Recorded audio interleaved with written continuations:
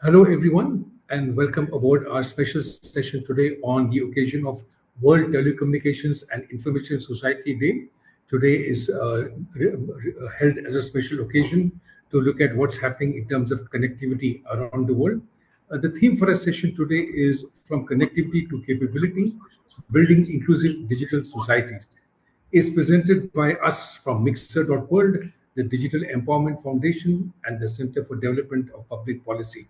A big thanks to our sponsors, partners, and all of you for joining us today, and especially to our speakers, some of whom are joining us from various parts of the world in the middle of the night, late in the night, and so on. We have about 2 hours of outstanding sessions with around 10 speakers from different continents. We hope to make this an annual feature every day on the occasion of World Telecom and Information Society Day. But let's get started off today. We're going to begin our first segment with three speakers. Joining us now are Craig Polk, Senior Program Manager of the IEEE, Ashish Nainwal, Head of Marketing Global Service Delivery at Nokia Networks, and Suchit Nanda, Advisor to the Chairperson, Reliance Foundation.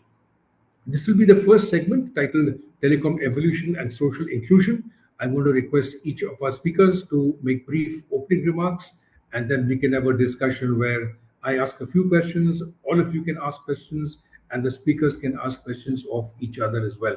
So, without further ado, welcome aboard this special segment, and let me invite our first speaker, Craig Paul from the IEEE, to take over. Craig, over to you. I'm going to stop sharing the screen, and I'm going to invite you to take over. Welcome, everyone, and enjoy the show. Over to you, Craig. I think you're on mute. Sorry. Yes, thank you so much. Good morning, good afternoon, good evening, everyone. Thank you for joining us from all over the world. I want to thank MXR for putting this together and all of the speakers and sponsors that are supporting this event. So I'm going to talk a little bit about what things are doing at the IEEE. First, a little bit about myself. My name is Craig Polk. I'm a senior program manager here at IEEE. I have more than 25 years of experience in the telecommunications sector, primarily working in Lucent Technologies and Nokia before I joined the nonprofit telecommunication space. I'm a senior member of IEEE, an Eta Kappa Nu alumni member, and a STEM outreach chair here in the United States. I have my Bachelor's of Engineering from Stevens Institute, my MSEE from Purdue University, and an MBA from William Patterson University. So I want to tell you a little bit about how IEEE is working in the evolution and convergence of telecom and digital sectors. One of the largest programs that we do in this area is called the CTU program, or Connecting the Unconnected. I have a link and a QR code up here where you can hear about some of the activities that we are doing for 2026. But first, I want to mention some of our program leadership, which as a nonprofit, we work very closely with a lot of volunteers and industry and academia. So I want to give a great note of support to our program leaders, Ashutosh Dutta, Sudhir Dixon, and Rulin Joe. They work with hundreds of volunteers across the whole world in this specific program. And what makes this program super unique is that it's open and inclusive to everyone all over the world. It touches in areas of bringing together different challenges, which we'll talk about in a minute. We converge people in different summits, and we continue our work in the community through networking. I'm going to share these in the chat later. There's some additional information of how you can see the activities that we've been involved in, specifically some of the aims that IEEE does to connect all of those people that are offline. So how does the telecom space come into this connecting the community? A lot of it goes through different standards. We've been working in this CTU program for several years. And what we found is that there is a large amount of global challenges. There is no shortage of challenges, and all of them are very specific and unique and local. So working through our great support of IEEE standards, we bring in different metrics and policies, and we're able to use these assets to provide local solutions. A lot of this solutions through our standards really integrates into a village concept. You're going to see a video in a little bit about an activity that we did where we brought 9 local communities together, where we did field validation, a lot of the products, and we had a big entrepreneurial focus on this with an aim to support people through empowering the community. So what does this mean from a global connectivity perspective? Well, we're really focusing on the evolution of how 6G is being able to bring inclusive standards and policy solutions in a local community, driving connectivity in a rural environment, since that is the last mile of connectivity that really needs to be solved. And the only way that you do that is bringing in the technology with the people. Without the people that are running these programs, these types of solutions aren't going to be possible. So mentoring is a huge key into here. And how we push these mentoring is through, I mentioned before, a lot of our programs and challenges since 2021. We've supported 91 programs over that time with over $300,000 in U.S. prize distribution. And these distributions are broken mainly over 2 tracks, proof of concept and a concept only. And we focus on not only technology applications, but also business models and community enablement. On our website, you can learn about more of these amazing summits that we do every year across the 4 regions of the globe. And we have a great wealth of sponsors and supporters through the year. I won't mention all of these people that have supported us since 2021. You can find a lot more information on that on our website. Also on our website, you'll learn about these different empowering mentoring programs that we do through the years and how they actually bring impact to specific communities. One of our great high example stories is in India, the CR Bolo project. That have worked to provide support through not only new technologies, but old technologies such as FM radio. And one of the things I want to just showcase before I pass it over to the next speaker is about one of the programs that we've done locally in India and how we've been able to support that. I'm going to Millie's house.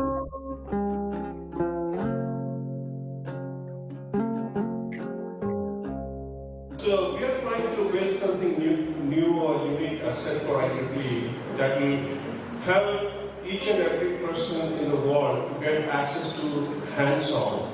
We don't have anything like that. Any student, anybody, any researcher, they like to upskill their skill set and try to understand what 5G is, what they're using, but they just don't know what it is.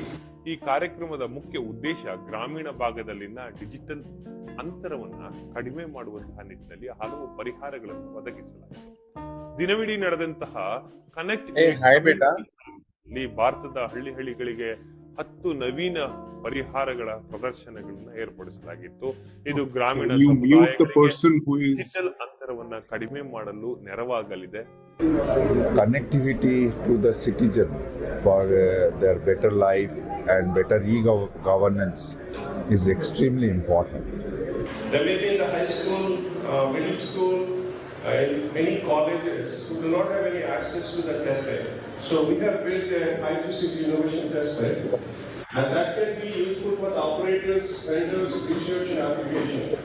So you can, for example, what we were doing here in the CTU, any specific technology like concept, we can build a proof of concept in this test bed. So this is open to anybody in the world. Even I know the kids in the back, they want to learn what 5G is, what 6G is. So I'm just going to stop the video there for time. There's about an extra minute or so. But I, urge everyone to take a look at this video and learn more about what IEEE is doing. And we look forward to connecting with you in this space.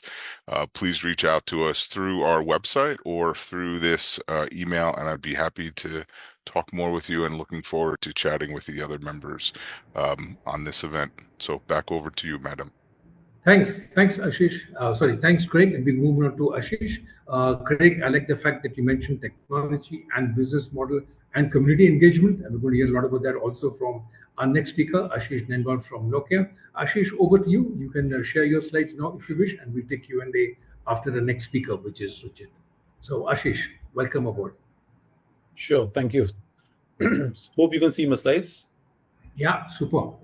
Thanks, everyone, and thanks, Dr. Mohan, for giving me this opportunity to talk to you all.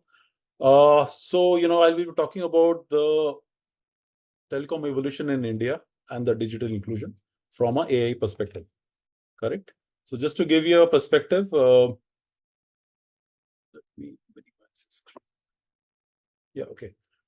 So last 30 years, we have seen a lot of transformation happening in India, correct? So this journey started in 1995, and interestingly, Nokia has been part of this journey because the first mobile call made in India was on 31st of July 1995, in which not only the handsets were from Nokia, but even the network was supplied from Nokia, correct?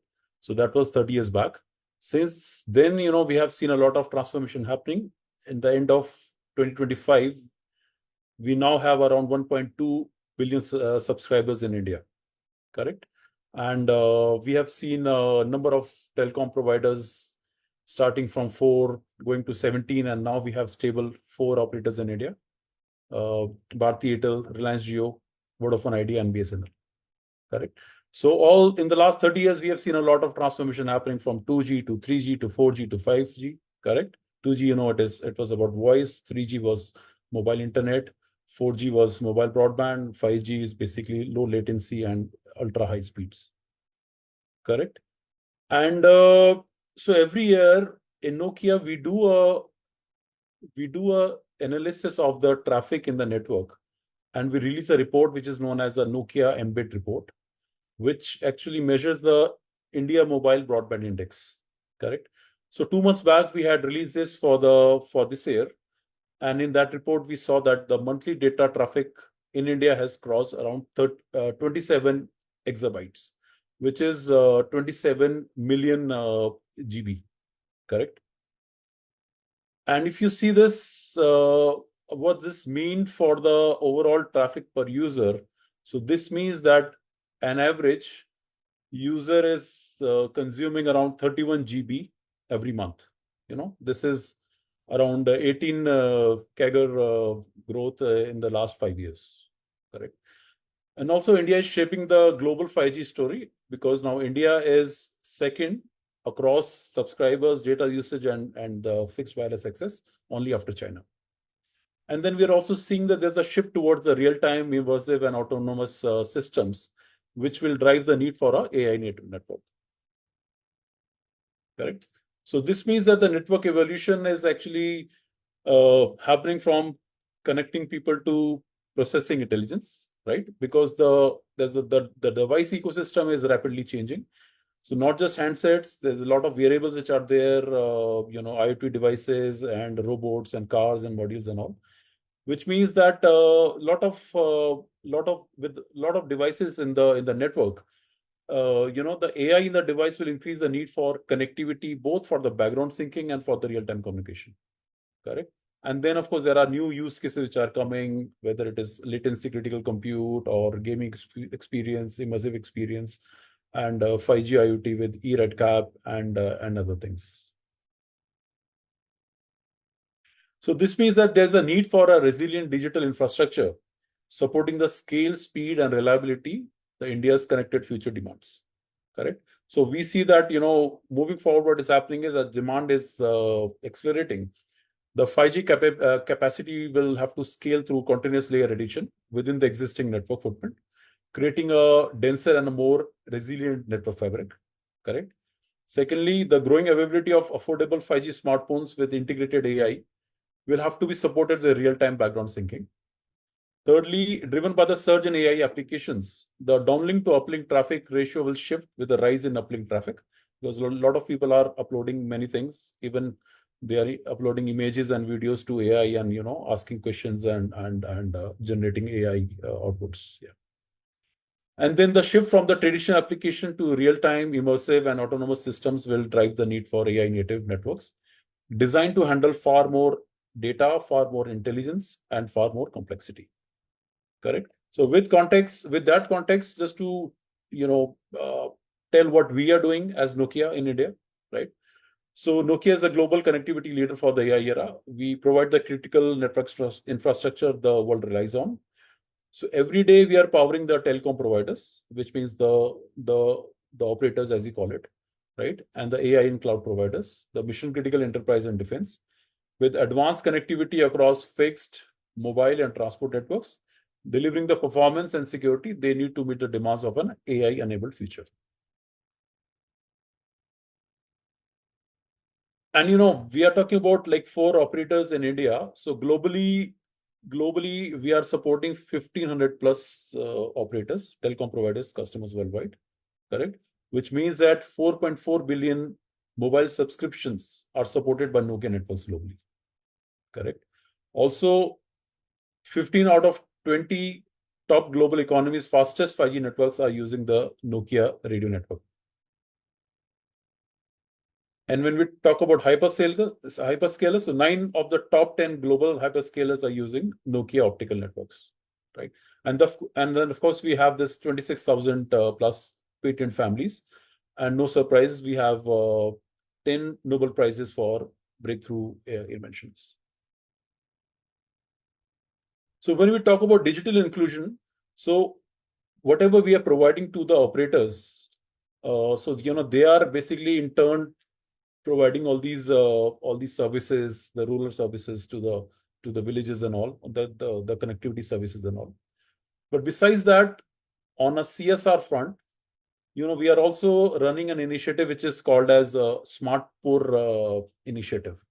So in this, there are multiple digital inclusion programs which are there, but Smart Poor is the flagship one, in which we are building a digital village ecosystem project, where we are connecting the unconnected, which means that we have around 205 smart port centers in 11 states, where we are basically having volunteers who are basically using those centers to help the villages in the field of healthcare, in the field of governance and education and like that, right?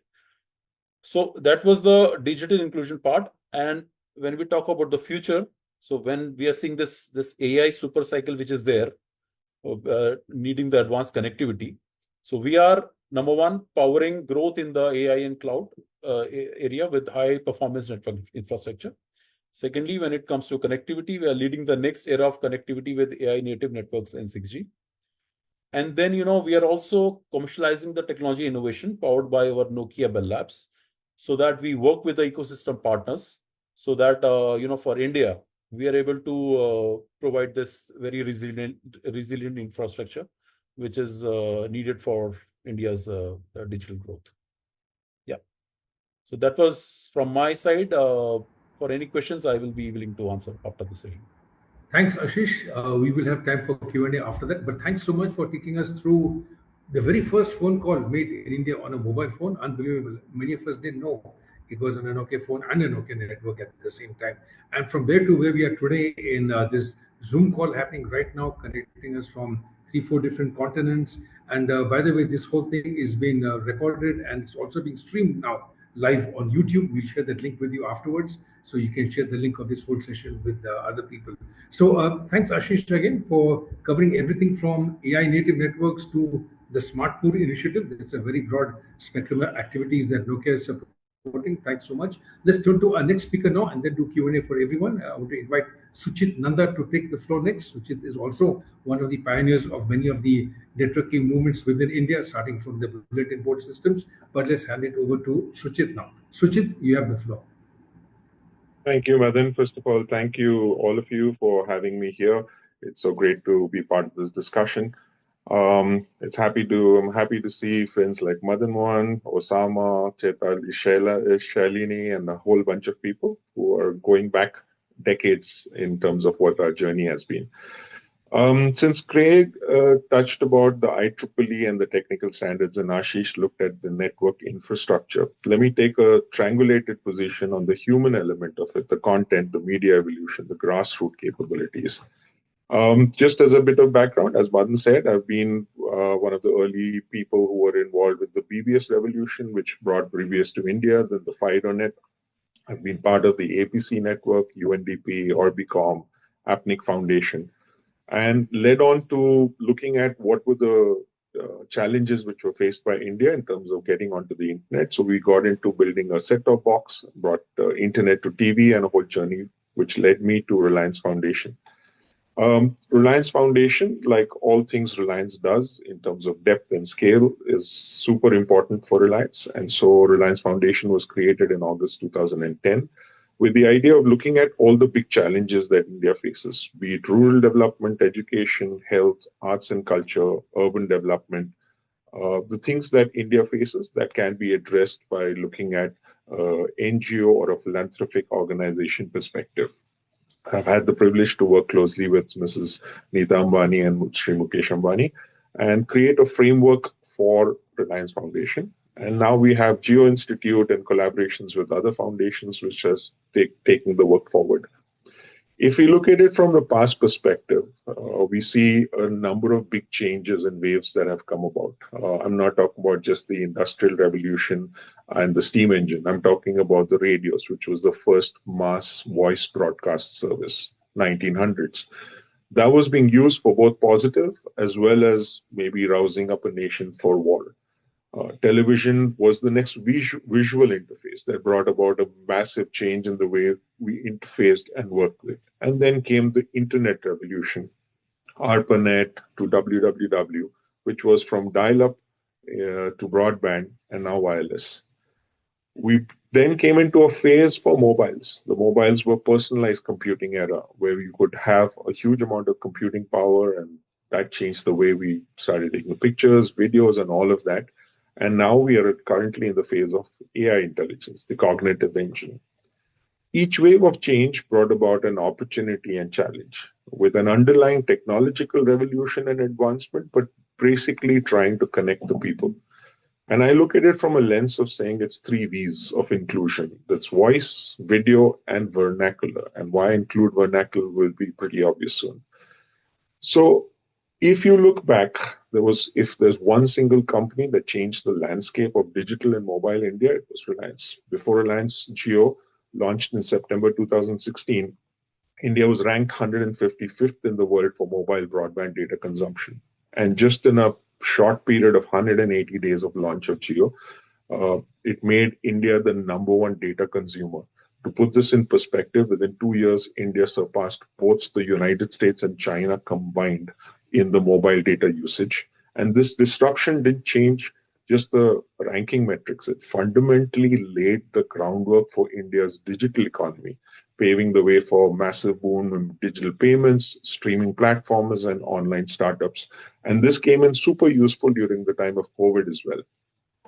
We're now in the shift from telco to techno to digico, the end-to-end digital ecosystem, which covers finance, entertainment, shopping, and healthcare. We've heard of things like Geo Air Fiber and Neo satellite services coming in. But yet, when you look at it, we sit in a strange paradoxical situation. India has the world's cheapest data, around $0.15 per GB, and some of the highest data consumptions rates, as I mentioned. And yet the segment of population still remains digitally invisible. The Indian paradox isn't about the pipe or the connectivity, but the purpose or the capability. So I look at it that there are 3 key things about it. There's a language barrier.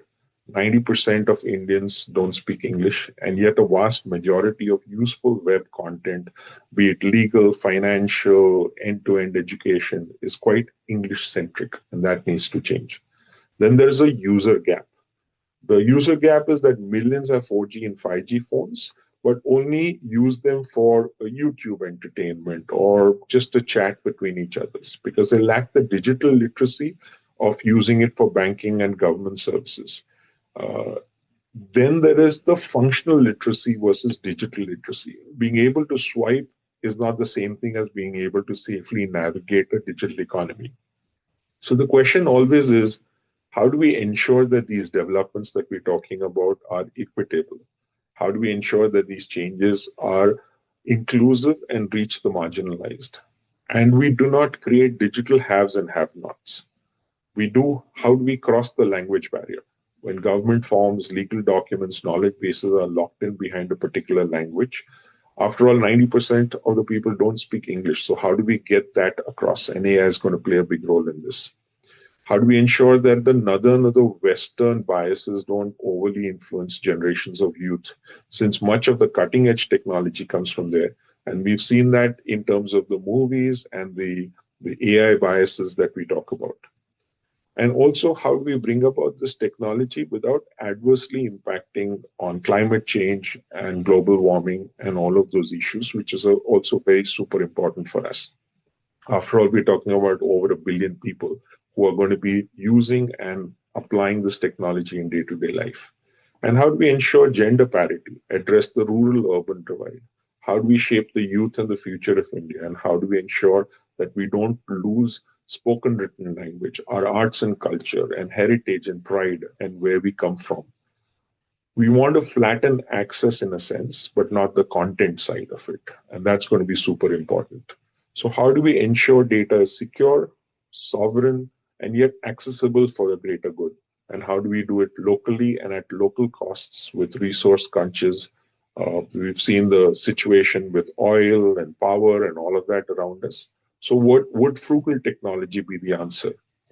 So applying the more from less for more framework of my dear friends, Dr. R.A. Mashelkar, his philosophy along with the book from another dear friend, Sushil Borde, is that the answer for us?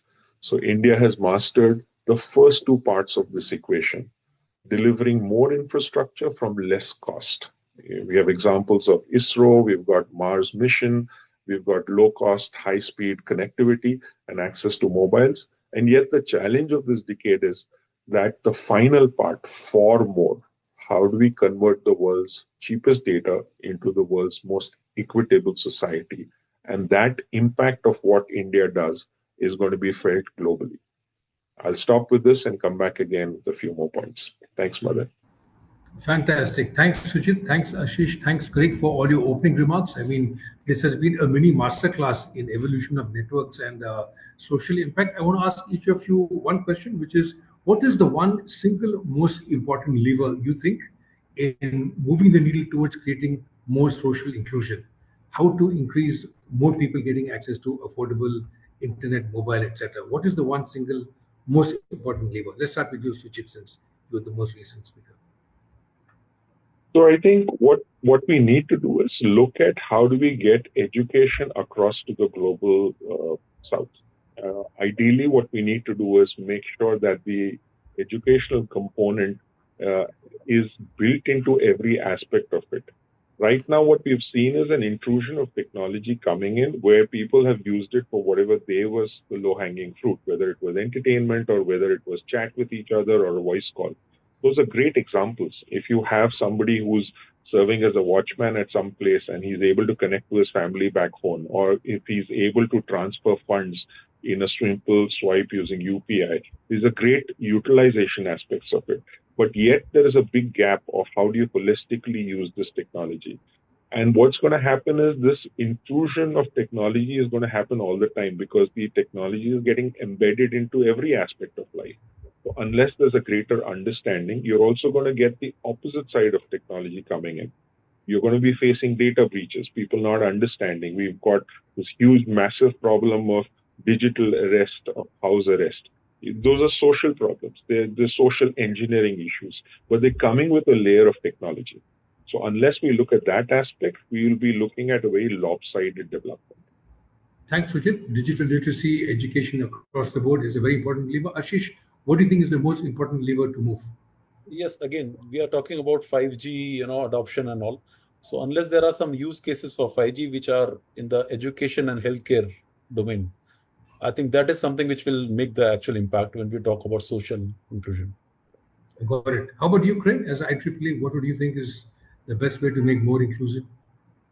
Yeah, well, we've already heard about education, and that's a great driving factor. And one of the things that we see is really this grassroots development, where having all of this technology and allowing people to know what it is, but you really need to bring the communities together and hear from the local people on how they want the technology to support them.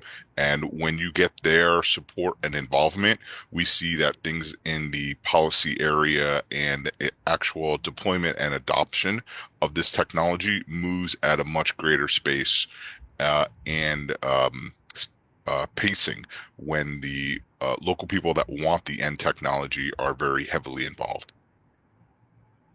Great, thanks. Anyone else have a question, or do you guys want to ask each other questions, the panelists to each other, or anyone in the audience, any one of the other panelists? There's a chance to jump in with a couple of quick questions if you have. We're almost ready for our next segment, but we can take one more question or comment. Osama or Yeah, Shalini?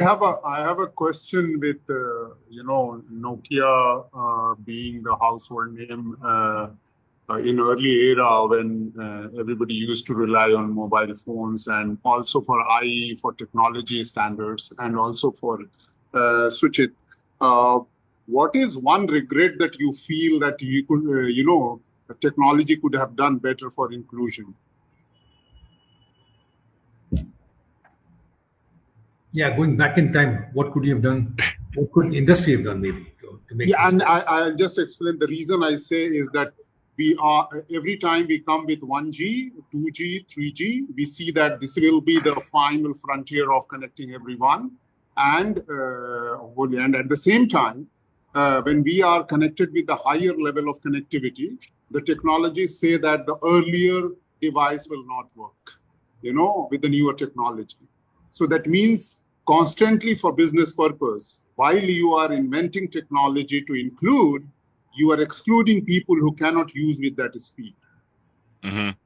Yeah, Yeah, I think technology. that's a good. Yeah, that's a good point. Yeah, So anyone want to jump in? Craig, you can jump in as well. maybe I can take this. Yeah. The key thing is that we've been looking at technology from a pure play technological point of view. We've never looked at it saying that here is a requirement that we need to address, and then what's the best technology that fits it. It's normally the other way around. It's like, this is the latest technology, the world is using it, we should be using it, and then how do we fit this into the environment? And that typically always fails. Because what happens at the grassroots, and where we're talking about, and Osama's right about it, if I go with the latest phone, the person at the other end is looking at the cost benefit, and he's like, why should I pay more for this, and what does it do for me? Should be put the other way around. It should be looked at like what technology can play a role, and then how do we build that across for them? And they need to be part of that exercise of building that technology.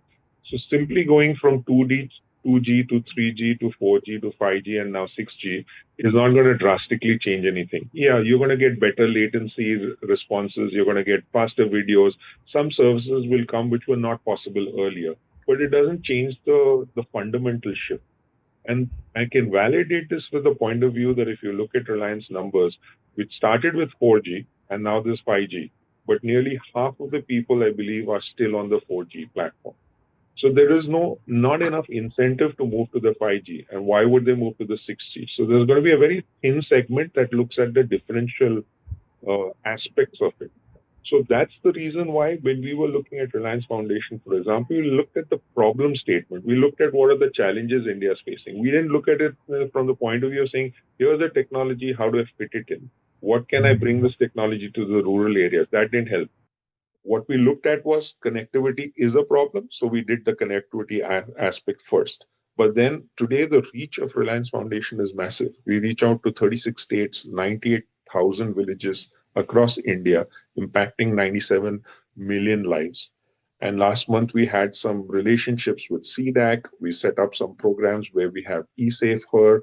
We had programs with ORF, which looked at a decade of work done in the rural area, and what are the lessons learned from it.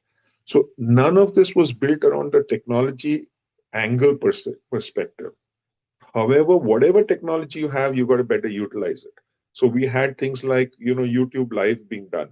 We have 10 languages supported, and nearly 1.5 crore people access that.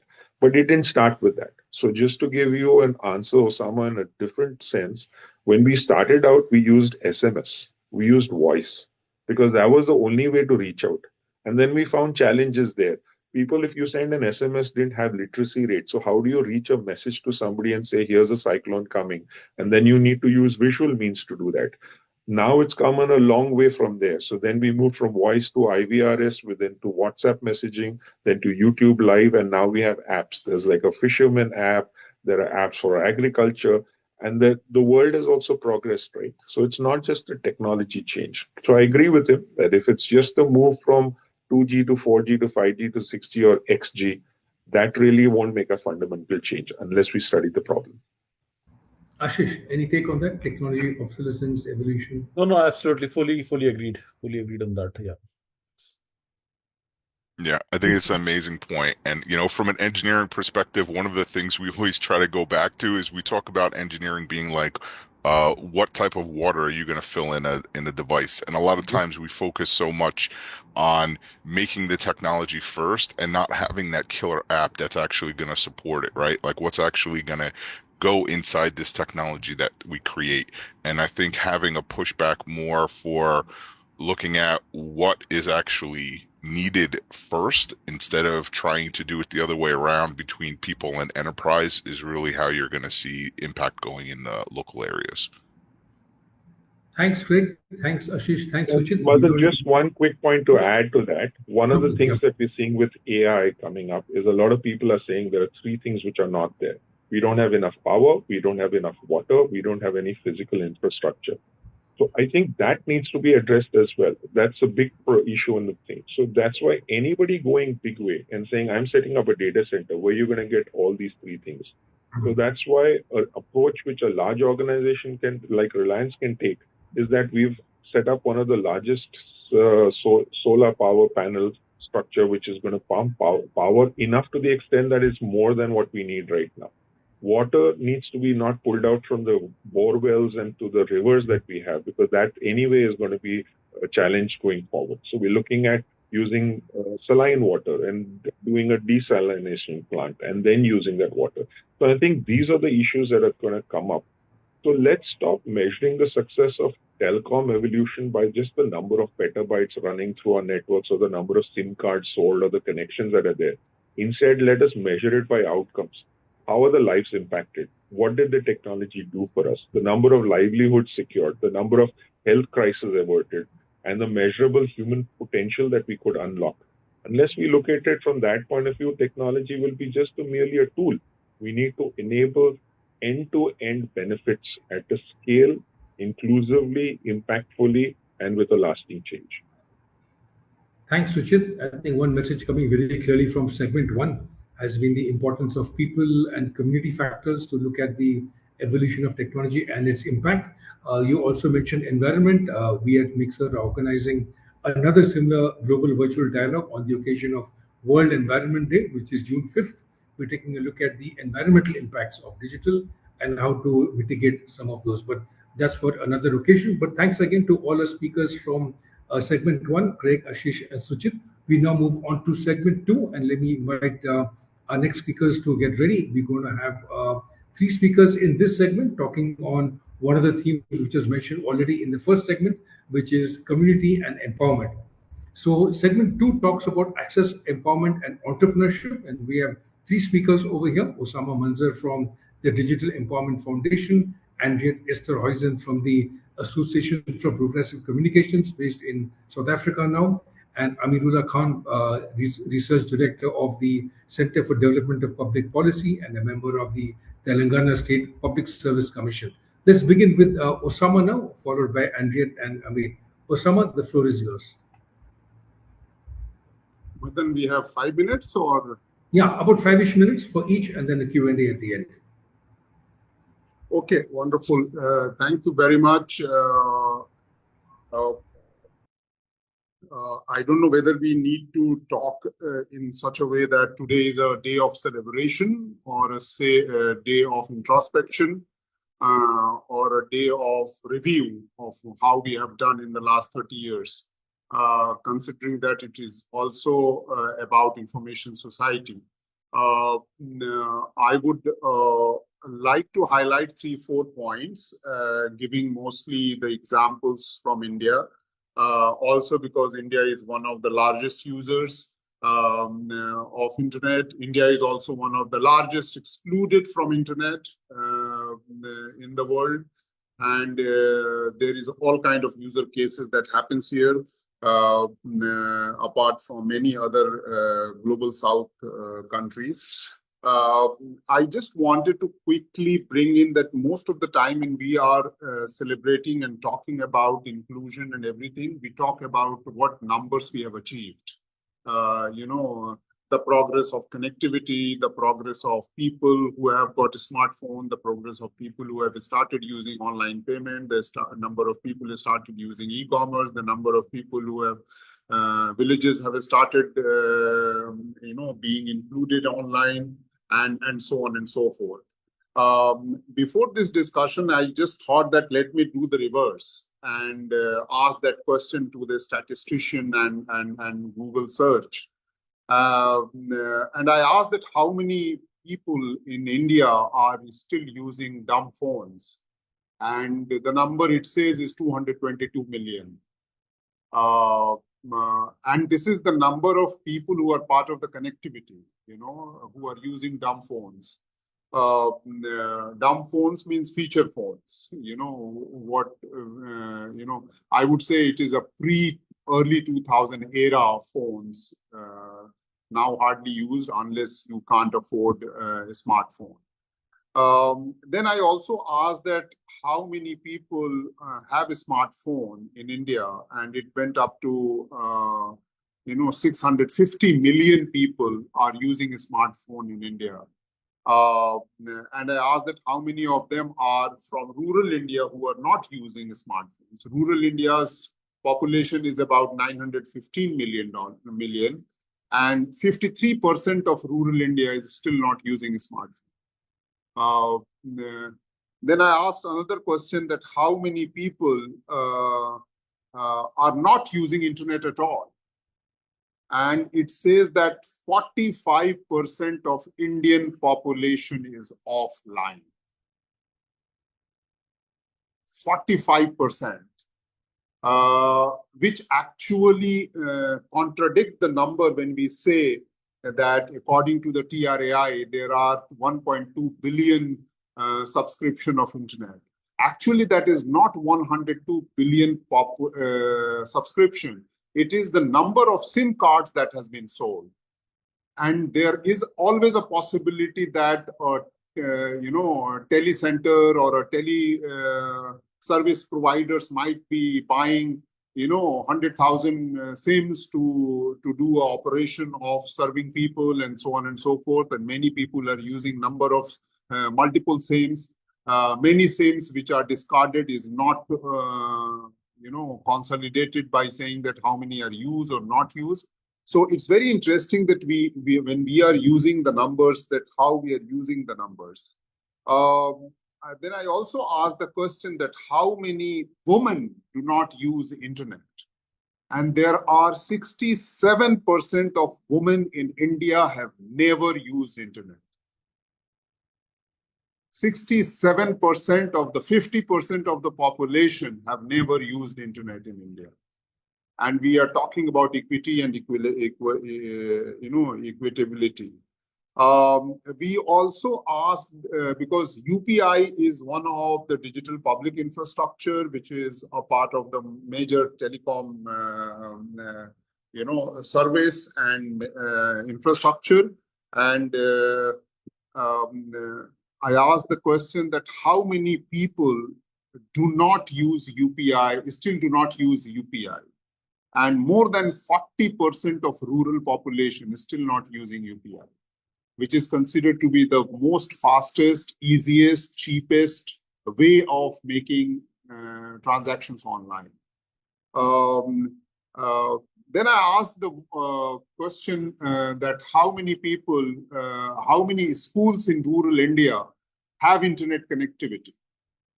And the data says, and it's a government data, says that 80% of schools of rural India, about 1.06 million, do not have internet connectivity. And we are talking about the future generation, preparing for future generation. Then I also asked that what is the use of internet, or the how many public health centers have internet connectivity. And it says 80% of public health centers do not have electronic medical record in India. And so it's very interesting that, but having said that, I'm not saying that anybody who is saying that we have a good growth and we were using 1 million, then 2 million, then 20 million, then 100 million. The point is that that graph is always increasing. But the point is that, what about the graph that is still not connected, whose life is dependent on connectivity, and whose life is still paying more for every service, which has been said that it is only digital, only policy based.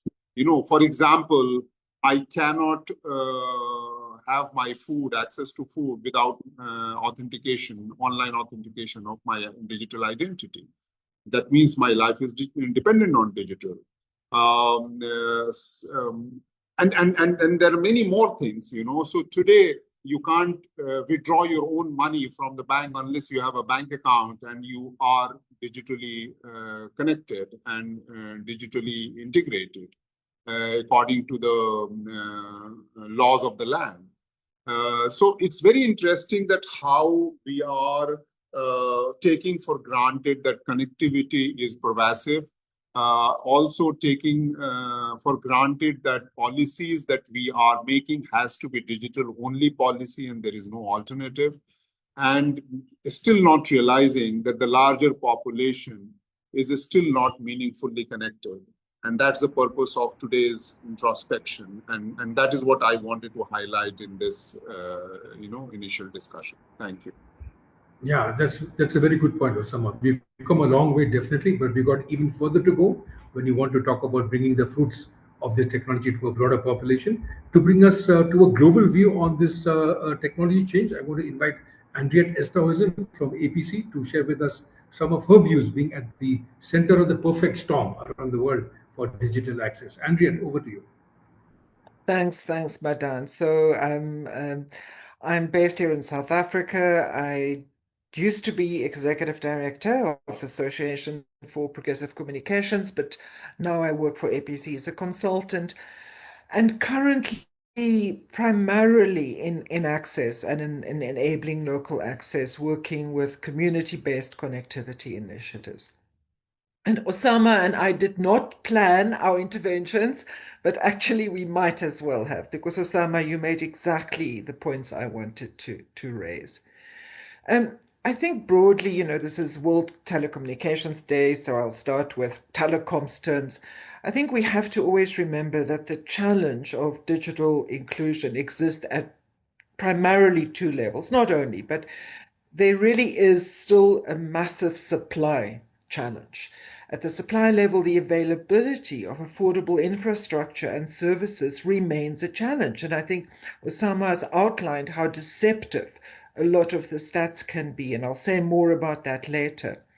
But there is also a demand challenge, in telecom sense terms. The demand side issues are issues of access to content, relevant services, safety and security, meaningful value that people actually get from being connected. And unless we continue to work on both those levels, we're not going to change this paradigm of where there's increased availability and innovation, faster spectrum, but more and more exclusion at the same time. The change there changes in exclusion, but exclusion as a massive challenge doesn't actually reduce. And I'm going to speak primarily from an African context, which is where I do most of my work. And I think it was Suchet that said that India has of the cheapest data in the world, and that's absolutely true. And the average cost of data in India is almost 40 times cheaper than the average cost in sub-Saharan Africa. So keep that in mind as well. And I think that's part of this backdrop. I think the backdrop to this challenge, and a backdrop that is our enemy, is that there is still a digital development narrative. There's a narrative that prevails. It's the mainstream status quo narrative. And that is that the problem can be addressed by having grand solutions, and that big mobile operators are primarily the solution.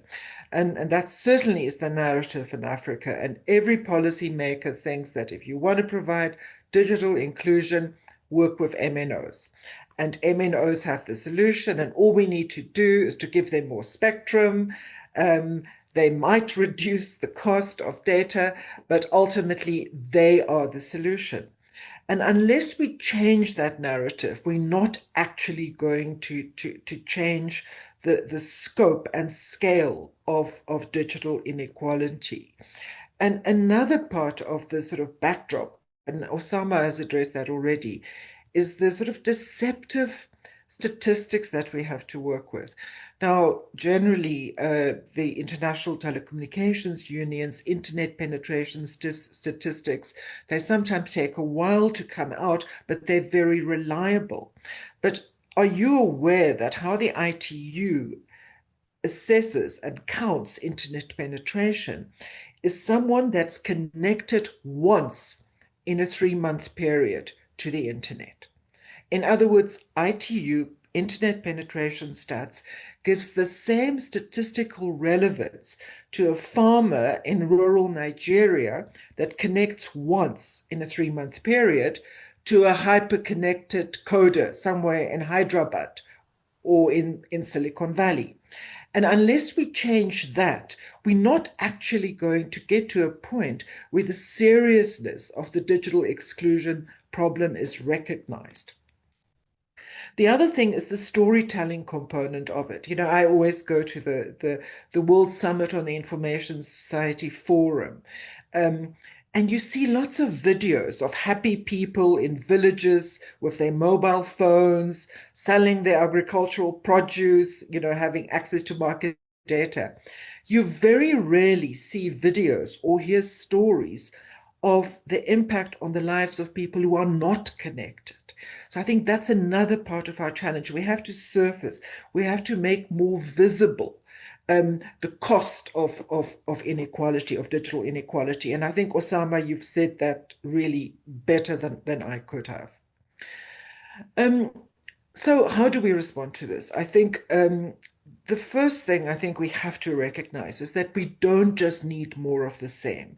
It's not just a case of more faster spectrum for MNOs. We need to diversify how we think of solutions. We need more and smaller and medium-sized service providers. We need a mix of different business models. We need skill building, content development, and we need to think of business models that provide that, business models that mix demand side and supply side intervention. We need to connect our local business development and community building activity with our digital inclusion activity, with the provision of services. We need to look at public access, access in schools, along with creating local service solutions. And I think primarily we need to also look at partnerships that are not just at the big picture, big operator, big institutional level, but partnerships that involve communities and that involve different actors, you know, from small businesses to local government to local community organizations, and we need to draw them into this process of trying to diffuse access to ICTs. So just to summarize this, I think we can try and we should think of working for digital inclusion at three primary levels. Firstly, at a macro level, that's the level of the narrative, the level of the policy, regulation, and financing that's available for investment in digital inclusion. We need to have regulation that diversify access markets. We need licensing frameworks that make it easier for small and medium-sized operators to enter the market. We need to not just rely on MNOs or even on virtual MNOs.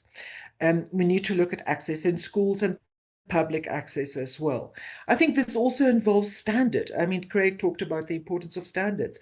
There's an initiative, for example, at the moment led by the Internet Society to adopt open fiber standards. Now, this will be incredibly useful because if every regulator in the world, every telecoms regulator, adopts the same standard for documenting and mapping where there's fiber optic cable, it becomes much easier for other operators and small and community-based operators to know where that fiber is and to access it. So standards are also a very important part of creating this more enabling environment. Secondly, at the innovation level, and I think here it's about tech innovation, and I think the first panel talked a lot about that, but it's also about business model innovation, and it's also about development. How do we think about sustainable development? For example, how do we think about devices and changing how we innovate devices and build devices that could, for example, be repaired and upgraded more easily as opposed to just becoming electronic waste. We also need innovation in how we use spectrum.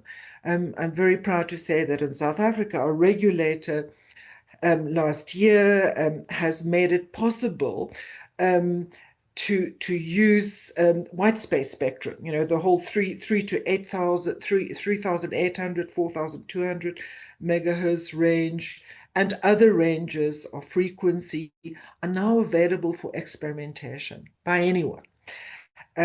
This is also important to build more tech innovation. And then thirdly, at the level of communities themselves, I think that's where we need partnerships that are not just involving communities, but that are actually driven by communities, where they're able to define what their ICT challenges and needs are on their own terms. It involves working with local government, with local business owners. I think Suchit mentioned arts and culture and heritage. The whole creative sector needs to be part of this as well. So that we approach digital inclusion not just at the level of creating more handset owners or more consumers, but that actually empowers people to adopt, use, and develop ICTs on their own terms. And I think this involves a kind of skill building that needs to be future-oriented. If we want to reverse this game of constant catch-up, which is normally a losing game, we need to approach digital inclusion in a way that builds the capacity of individuals and communities to not just adopt and benefit from ICTs as they are today, but as they are evolving in the future. And for example, the AI challenge. Why are we all talking about the challenges of AI?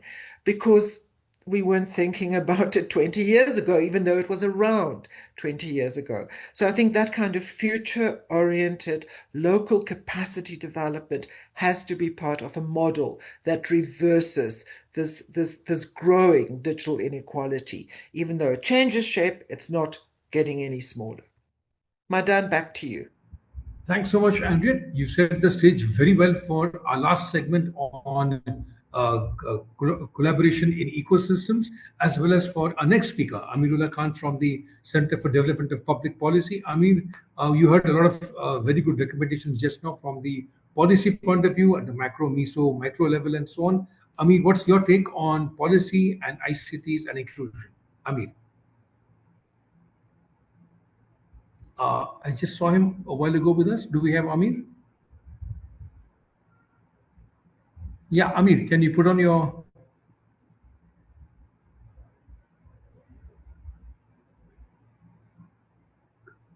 Yes, Madan, can you hear me? Yeah, now we can hear you. Yes, yes. Go ahead, go ahead. Yeah. Thanks so much. Thanks. Sorry for the lack of the video. No worries. No worries. I'm not looking at my best in any case. So yeah. So thanks, Madan. This is a important discussion on an important day, and what I remember is how 40 years ago when we got into the telecom engineering sector, the idea was that we are going to soon see convergence and how it is going to be a sector that is going to work for the poor. But it's been 40 years now, and if you all heard Osama's numbers, we see how much telecom, while it has really revolutionized the world in every sense, has also been a very significant tool for increasing inequalities. And that's what was the point that I was making, that what's happening with some of us in the government who are more and more using the telecom infrastructure to provide public services are realizing that the those who are left out now are significant in numbers, and that is happening because of this tendency of ours to make digital exclusive, that to make access to public service exclusive to those who are on the digital bandwidth. And that what that is causing is that it is leaving out at least a third of the population. And obviously, it's a very simple issue to talk about, that those 30% are those who need the public services the most. Let me give you my specific example. I run the recruiting arm of the province that I live in, and we recruit thousands of people into the state bureaucracy. Now, these are people who, from various parts of the state, uh, work hard, study hard to write competitive exams that would enable them to join the bureaucracy. What is happening is that as we take this examination across the state and move from the conventional methods to computer-based methods of writing exams, of online application, we realize how difficult it is for a large number of people who are excluded to even participate in the exercise, in the sense that the digital access is patchy, and therefore you need to spend at least 5 times the amount that somebody in a big city would spend in applying. Uh, those who apply rely on third-party providers who are themselves very poorly educated, and so they make a number of mistakes. And those mistakes can be in a sense fatal, because if someone is misspelled your name or miswritten the dates of birth, then even if the person has done well in the exam, it is quite likely that he or she gets disqualified. So it's becoming a serious issue, this inability of ours to provide multiple methods to people who are accessing physical public service. It's important to do that using technology, but it's very important also to provide alternate methods. The other aspect that is really becoming an emergency situation is access to healthcare. And as we are beginning to look at technology to provide diagnostics, to provide outpatient care, we are beginning to rely more and more on the telecom lines, and that is something that is always so uncertain. And in the health sector, it becomes even more critical because those who are looking for healthcare are also looking for a doctor's physical presence, physical touch, feel, counseling, and that goes missing. So it's a moot point really as to whether access to healthcare is increasing, is becoming better with technology or not. There is no gainsaying the point. There is no denying the point that that technology has made things very, very much easier, has brought down costs significantly, has enabled us to reach areas that would have been unthinkable a few years ago, has allowed us to collect data that's so very important for taking healthcare across the country. But it is also a fact that a significant proportion of the population gets denied. I said public services and public recruitment and healthcare, but one can talk about every public good where technology and overuse of technology or an overbearance of technology can result in significant numbers being denied access. So that's the point that I wanted to make, Madan. Thanks so much. Yeah, great. Thanks. We have just maybe one last question we can squeeze in here before we go to the next segment. I can see a lot of activity in the chat window with a lot of sharing of links and so on. Anyone want to jump in with their question? Otherwise, I've got a question to wrap up this segment. Anyone want to jump in? Feel free to raise your hand or type it in the chat window, and one of my colleagues can unmute you. Or otherwise, my question for the panel is: what is your one main recommendation to improve collaboration in this ecosystem? We've heard about a telecom perspective, we heard about entrepreneurship, we heard about education, and we just talked about health. What is the one single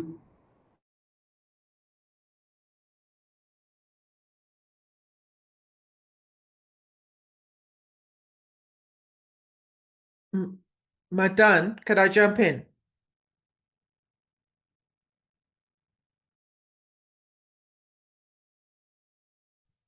I think Madan is should you start Andrew? Yeah, I think he's just frozen. I think for me it is to look at the solution having being one that involves diversification. I think, and I'm speaking here from the African perspective, there's a grand narrative that just giving mobile operators more spectrum is going to fix the problem. We have to abandon that.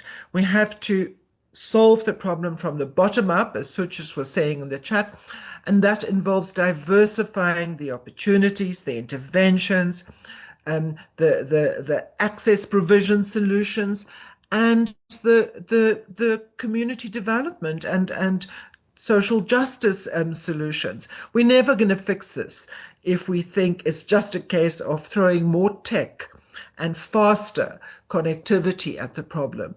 We have to start from the bottom up, and we have to have a framework of financing, opportunity, and policy and regulation that actually lets people connect themselves.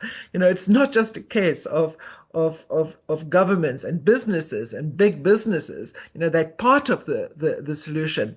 But unless communities are driving connectivity in ways that are meaningful for them, we're not really going to change the paradigm. Great. Amir, any concluding parts for this section? Can I make a point? Yeah, Osama, go ahead. Yeah. So one thing I wanted to also highlight is that there is a policy paralysis in making digital as a policy. You know, for example, I was just looking at how much government and private sector is pushing for digital public infrastructure. Now, digital public infrastructure is one of the policies that most of the countries are adopting as if that the digital public infrastructure will solve all the problem, right? But, the same digital public infrastructure discussion is not having any discussion around first, digital public infrastructure should provide digital infrastructure to the public offices, or a public sector services-oriented infrastructure. For example, public health, for example, public education, for example, schools, for example, financial infrastructure, and so on and so forth. So there is a parallel process happens when you make digital policies. Digital policies is seen as if that either the technologist will decide or the technology ministry will decide, but not really the user-based ministries or user-based or a sector-based entities will decide, and that is where the I would say interoperability of policy making is extremely important when we are thinking of making greater impact out of connectivity and digital infrastructure. Thanks, Osama. We now need to move on to our next segment. Let me now invite our next three speakers to get ready. Chetan Kapoor, Sonia George, and Shalini Kala. We're going to talk now about many of the points raised in our segment just now, which was on the importance of ecosystem collaboration, interoperability, and so on. Our first speaker is going to be Chetan Kapoor from the Tech Mahindra Foundation, talking more about access for the people with different abilities. Sonia is joining us from Boston, talking about what's happening with the Global Digital Inclusion Partnership. And we're going to end with Shalini, who I believe is joining us now from China, to talk about some of the rural aspects of collaboration and what's happening at a multilateral level. So let's begin with Chetan Kapoor. Chetan, the floor is yours. Let's hear what you have to say from a Tech Mahindra Foundation. Chetan? Thank you. Thank you so much, Badran, and thanks, Sama, as well. Here, just wonderful in listening to some of the very erudite speakers that have spoken before me. I represent Tech Mahindra Foundation. Tech Mahindra Foundation is the corporate social responsibility arm of Tech Mahindra, the largest IT companies in India. Foundation has been working for over 20 years now with the broad mission of empowerment through education. We work essentially on two core themes, education and employability. We are in urban organizations, work in about 20 major cities of India. And within this, one of the most important cross-cutting themes for us is support persons with disability. In fact, in the years ahead, we are going to deepen our focus around support of persons with disabilities, because as we've gone about working in this space, we've realized the huge need, the humongous need to support persons with disabilities. We're talking about technology and inclusion today, and I think if there is one segment of the population which can disproportionately benefit technology, it is persons with disabilities. And we've spoken about statistics and numbers here. When it comes to estimating the number of persons with disabilities, there is a lot of ambiguity as far as data is concerned. The last census that had happened in India back in 2011 put the percentage of persons with disabilities at just about over 2%, whereas another statistic which we got from the World Health Organization sometime around 2023 mentioned that at any given point in time, at least 15% of the world's population suffers from some kind of a disability or the other. So more recent estimates from the government have put the number of persons with disabilities in India to anywhere between 70 to 80 million people. 80 million is about the population of Germany. So you can imagine the extent of the challenge that we are talking about. And as we've gone about looking at this challenge more and more, we realized the complexity and the nuances of tackling the challenges for this population. Because while we tend to bucket persons with disabilities in this three-word phrase, but if you unpack it, you realize that there are so many different kinds of disabilities, each of them requiring different kinds of solutions. And also, you need to look at disability through a life stage approach, which means that you have to start by ensuring that the identification of disability happens at the right time.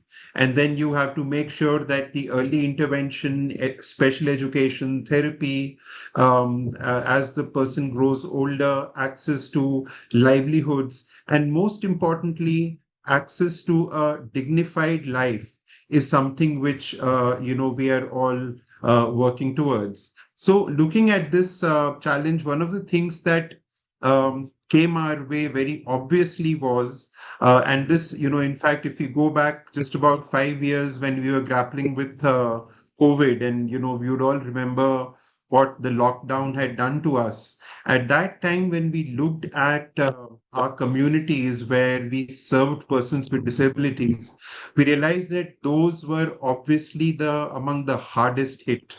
I'm talking about lower income communities.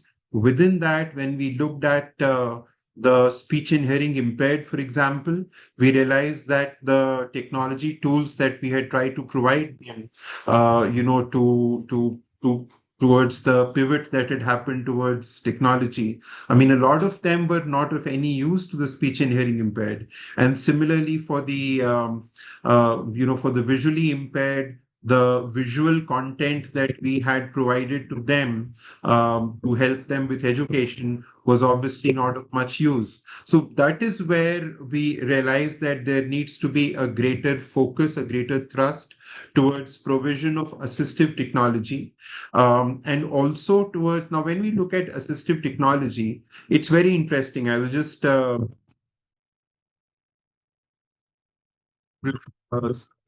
I came across this statistic that the global market size assistive technology is about 31 billion US dollars, of which India's contribution is just about 2% at about 700 million. So that's the kind of gap, knowing that India has almost about 18% of the world's population.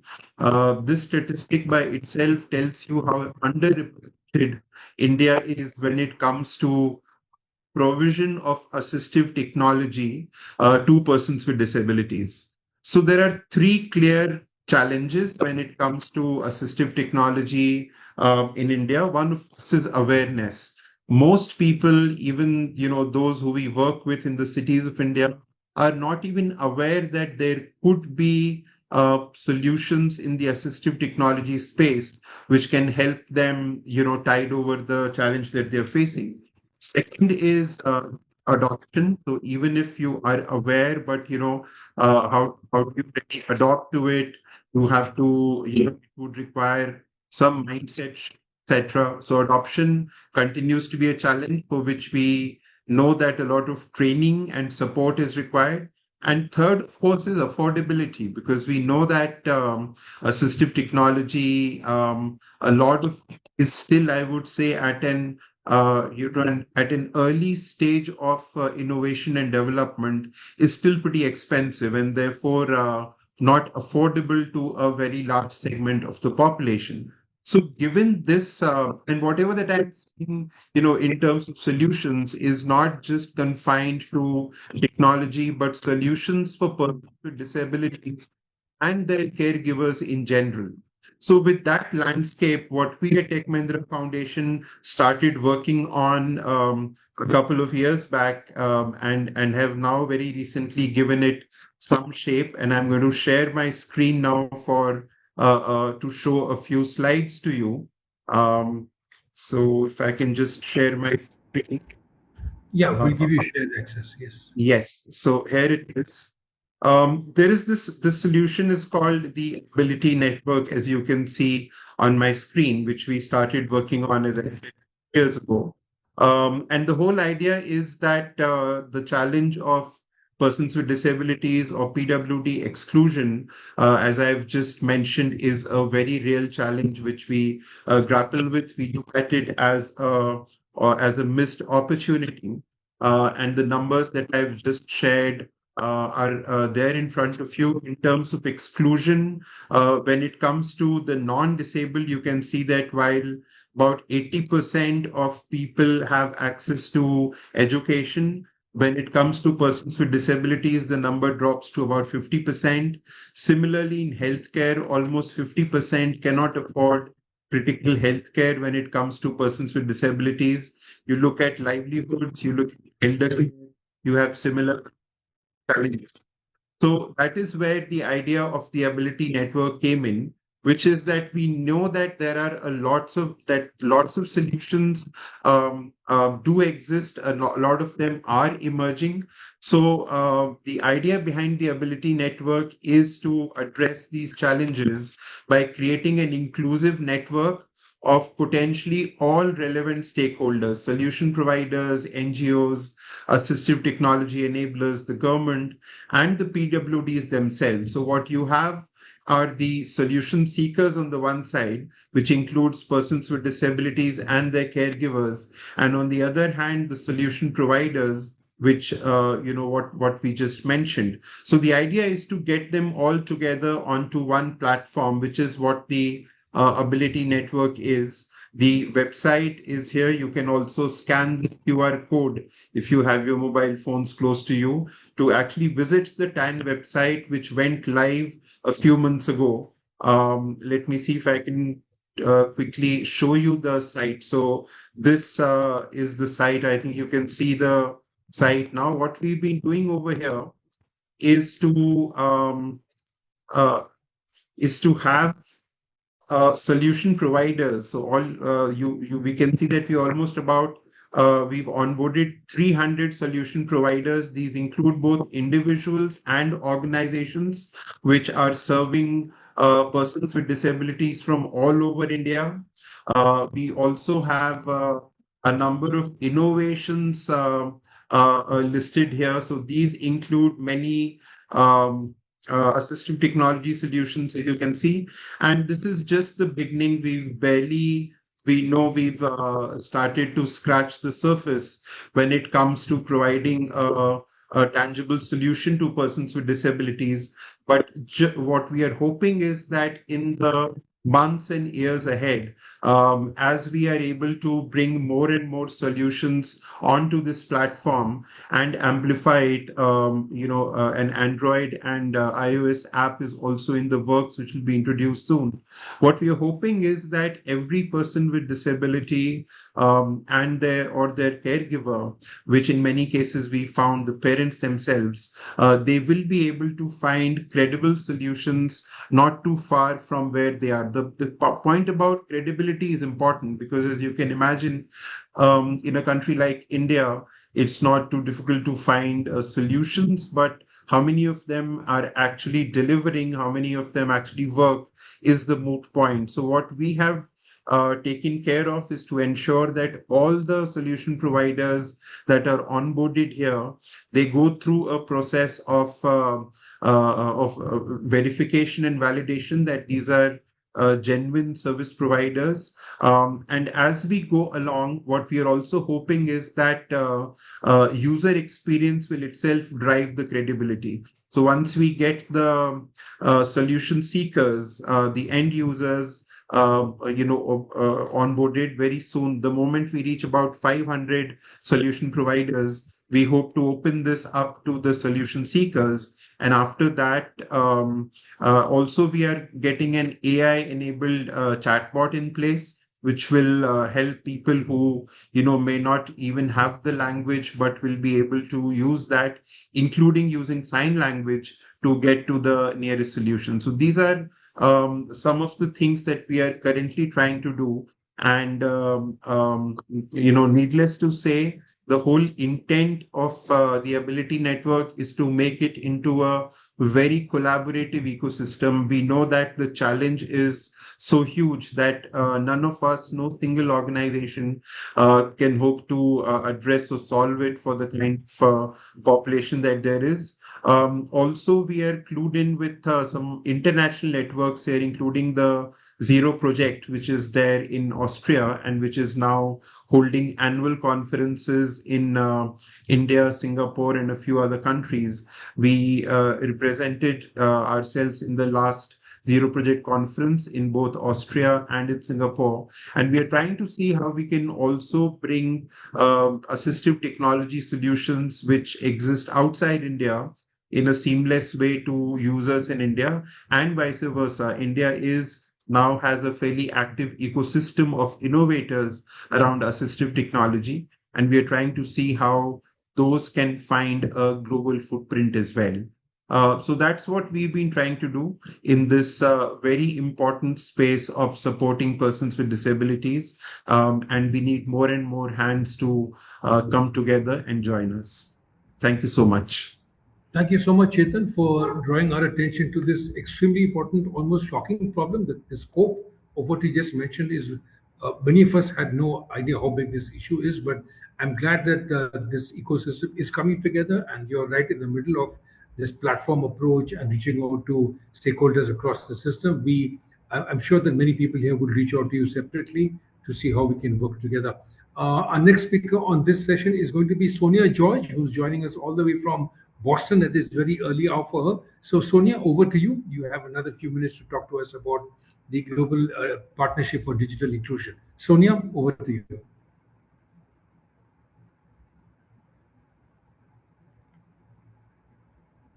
Sonia, I think you're on mute.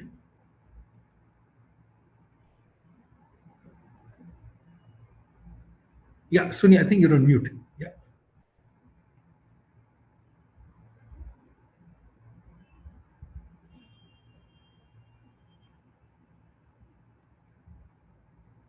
No, we still can't hear you.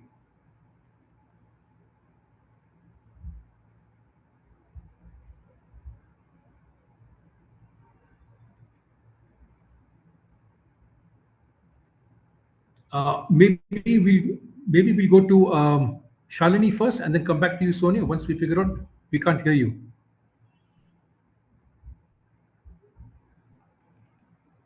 Okay, there you go. So the host was not allowing me to unmute. Sorry, it was not. I was trying, but someone on your team just gave me permission, so it's good now. Thank you. Hello, everyone. Thank you so much for including me, Madame, here. And it's been so wonderful to hear everyone else, and all of the themes and all of the points are so connected. So it's really interesting. Thank you, and apologies for that strange beginning.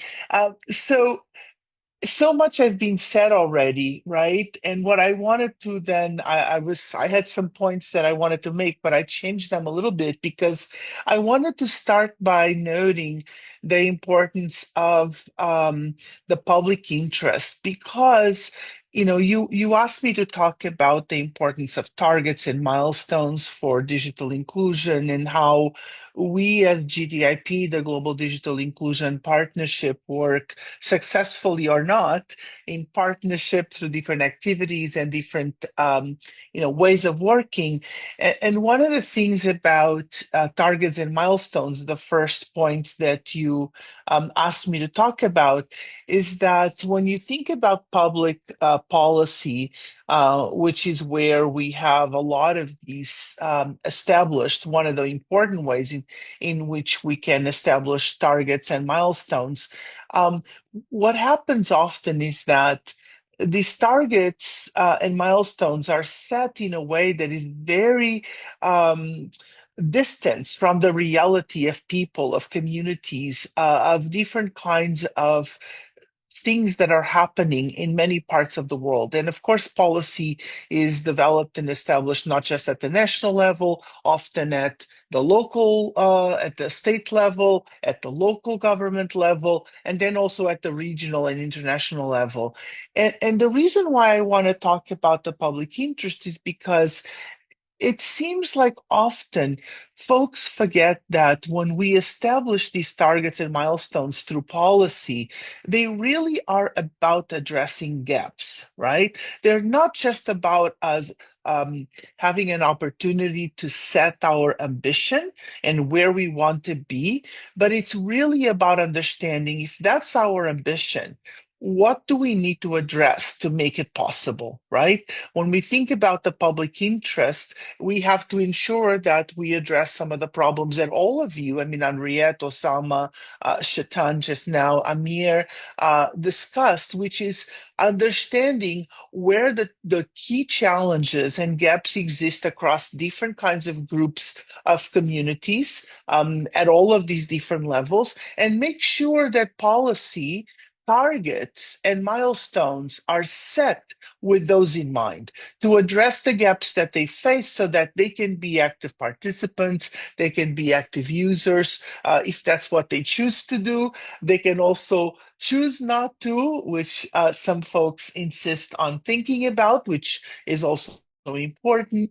But it's important to think about those in the public interest. What is best for the overall, right, for the majority, when everyone is included? And so when I think about targets, we have to address things like what Shaitan just mentioned, thinking about the disability community, thinking about women, thinking about rural communities, thinking about different kinds of dimensions of our socioeconomic makeup, right, around the world, so that we ensure that those that are not just marginalized, but poorly engaged, because not just because of technology, but because of socioeconomic and cultural issues, can be included and be part of these bigger makeup of what a digital society is. And here we are today doing this thing on a Sunday when all of us are resting because we care about these issues, right? We care about celebrating the importance of an information society and the internet, and we want to make sure that people are thinking about these struggles, these challenges that many countries, many communities are facing. So what I wanted to say is, when we think about targets, we really have to center not just people and communities, but really understand what is the information society, what are the kinds of communities that we want to build, what are the best communities and societies that we want to build in the public interest, not just in the interest of one or another player, but really in the public interest. And when I'm talking about the public interest, we talk about all of those folks that many of you have mentioned. I mean, Henriette and Osama mentioned many.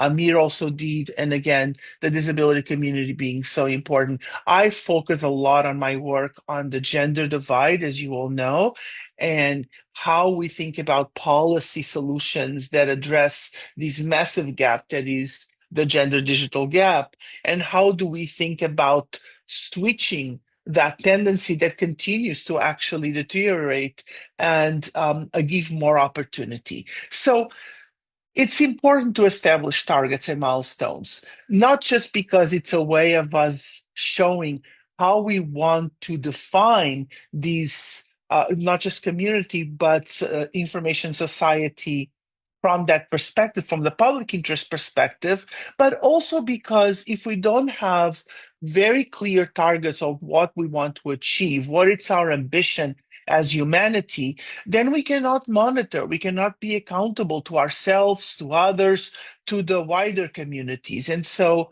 it's really important that we are very specific and have those systems of monitoring and accountability. One of the things, Madan, that I think is important for us to recognize is that policy efforts around the world have really establish these very ambitious and frankly unrealistic targets and milestones for us in the sector. And most of them, invariably fail to be met, or they never are met completely. They're always kind of like almost there, but not quite.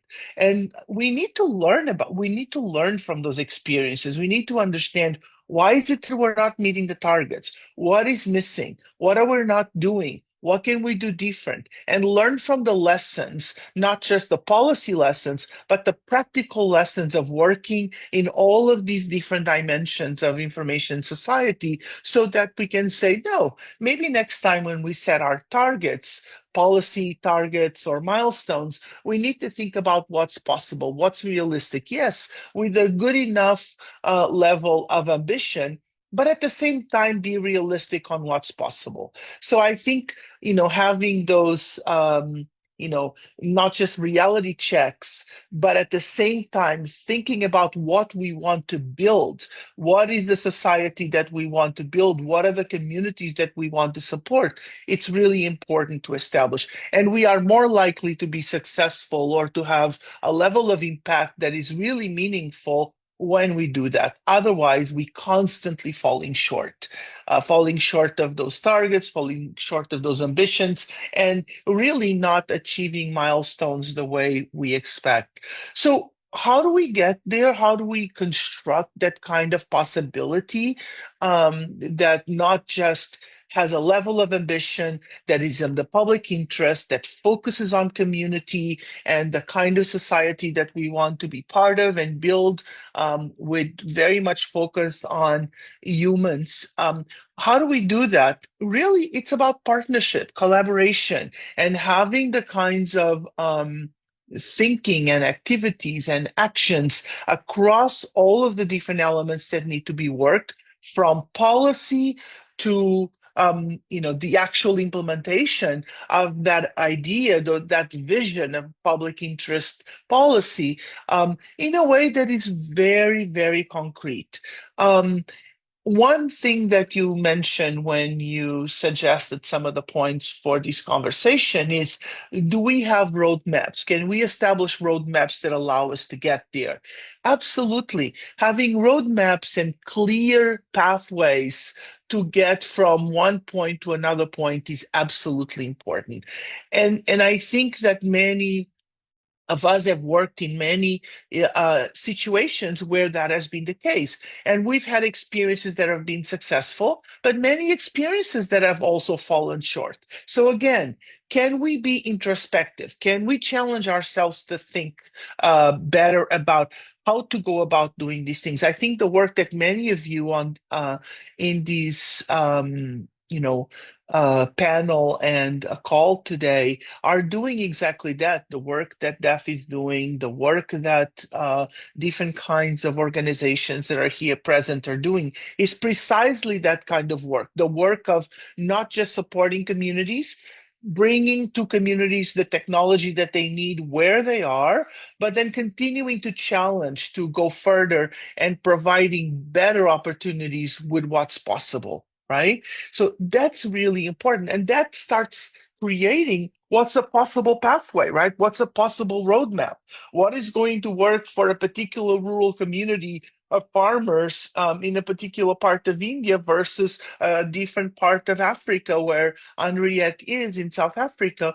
What is the difference? And how can we then be very conscious about those differences too, and those experiences, those lived experiences, right, as we all say, so that the policy targets, the policy milestones, the policy guidance can be conscious about those realities, because the policy targets will not be the same in South Africa as they are in India or in Ghana or in Kenya or in Bangladesh or in the Dominican Republic.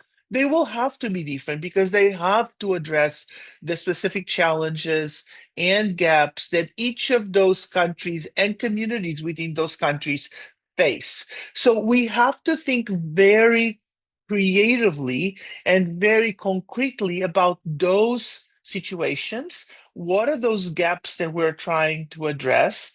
How can we change, right, the trajectory of the trends that we see, which currently are quite sad because we continue to exclude around the world. The cost of exclusion, the path of exclusion continues to grow, not just in dollar terms, but actually in opportunity.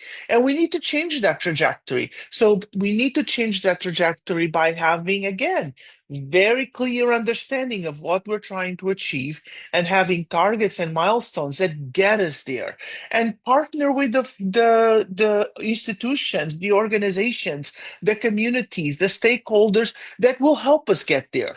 We cannot do these alone. No one can do these alone. No government can do these alone. And so making sure that we bring, to use the language that we all are very familiar, the multi-stakeholder approach is absolutely critical in these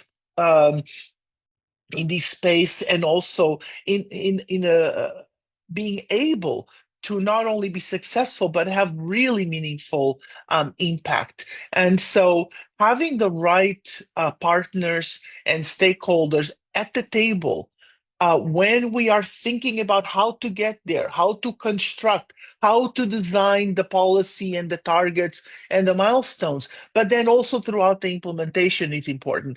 And I want to get back to a point that both Osama and Henriette mentioned earlier, which is you cannot do that without really thinking about all of the different levels of both supply and demand, right? Thinking about not just the infrastructure and all of the needs that are required to ensure that the infrastructure is of high quality, but it's also safe, that we have safeguards for privacy and all sorts of other issues that we need to address currently. But most importantly, at the time right now, and I think that's even more urgent, is to think about the demand side issues around people's safety, skills, the ability to use technology in a way that people choose. Give people the power really to decide, and the agency to decide how is best for them to use technology, what works best for their livelihoods, both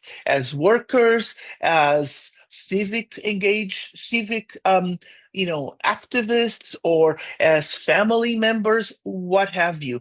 But having a structure, a policy structure that allows us to support that system, allows to support an environment where people can make those decisions, have the skills, the knowledge, the information in their language, the content that allows them to get there, and are constantly being supported.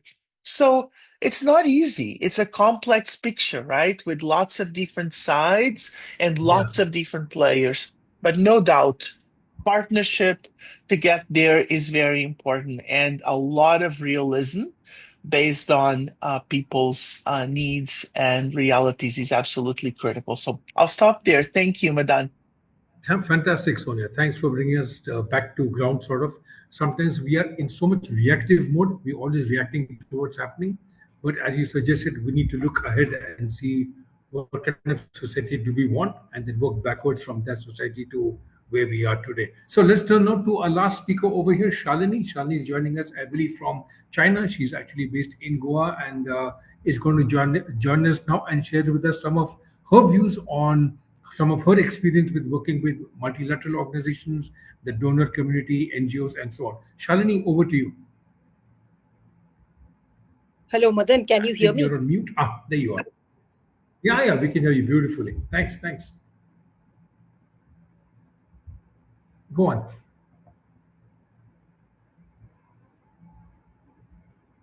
Oops.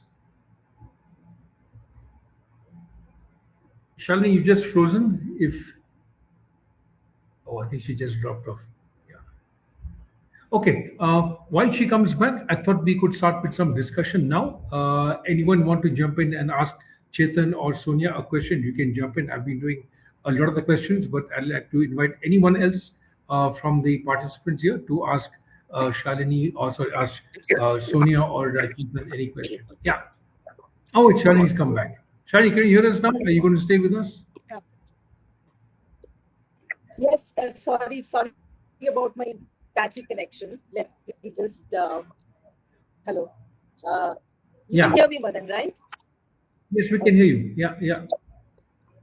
Okay, so I just, I mean, we've heard so much from all the others, and I'm just going to add a little bit now. I think a lot of points have already been covered. So I'll just focus essentially on how international development organizations have been supporting ICT 4D. And let me go back a little bit in history. And this has also to do with my own experience.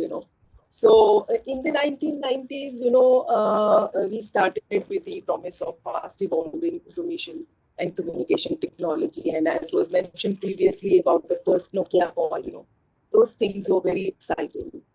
And initially, as many of us would know, because we've been through this journey, initially the push was to, see how connection could help us bring information that is more precise, bring information in a faster way, in say almost in real time, and I think that moved on, and over time there was then some sense of enabling a two-way interaction of knowledge between users and providers, and then it moved on to improving provision of public services through tech, and then I think effectively solving development problems, whether it was in health, education, agriculture, rural development, disability, and all the things that we heard of today.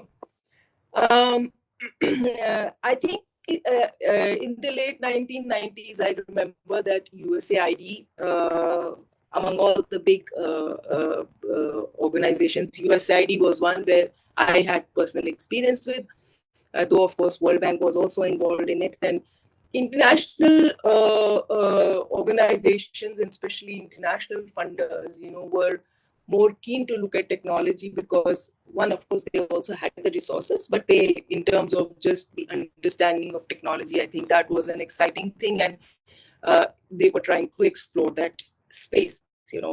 But it was still very much largely debated, and I remember being many times in a spot when one had to explain why an international funder or any funding coming from anywhere needed to be invested in use of technology when it could actually go into the more conventional domains and directly to, say, solving poverty or addressing health issues and things like that. But I think by the time we entered the 2000s, I think there was a greater understanding and more optimism, and connectivity infrastructure had started to expand. We could see button mobiles, starting to spread. They were still not being used by our house helps, but people who were professionals started to use button mobiles. But rural areas were still not very well connected, and this was very much a urban phenomena. I remember in early 2000s, I was working with the World Food Program, and what so-called tech now, it seems so almost childish, but at that time, food aid pipeline management was something that was seen as very sort of useful in terms of technology bringing in some efficiency to that whole process. And yet it was still very much Excel based. There used to be these Excel sheets that we would monitor and we would input data into. However, at around this time, early 2000s, I joined IDRC, and IDRC, as you all know, was one of the first institutions that actually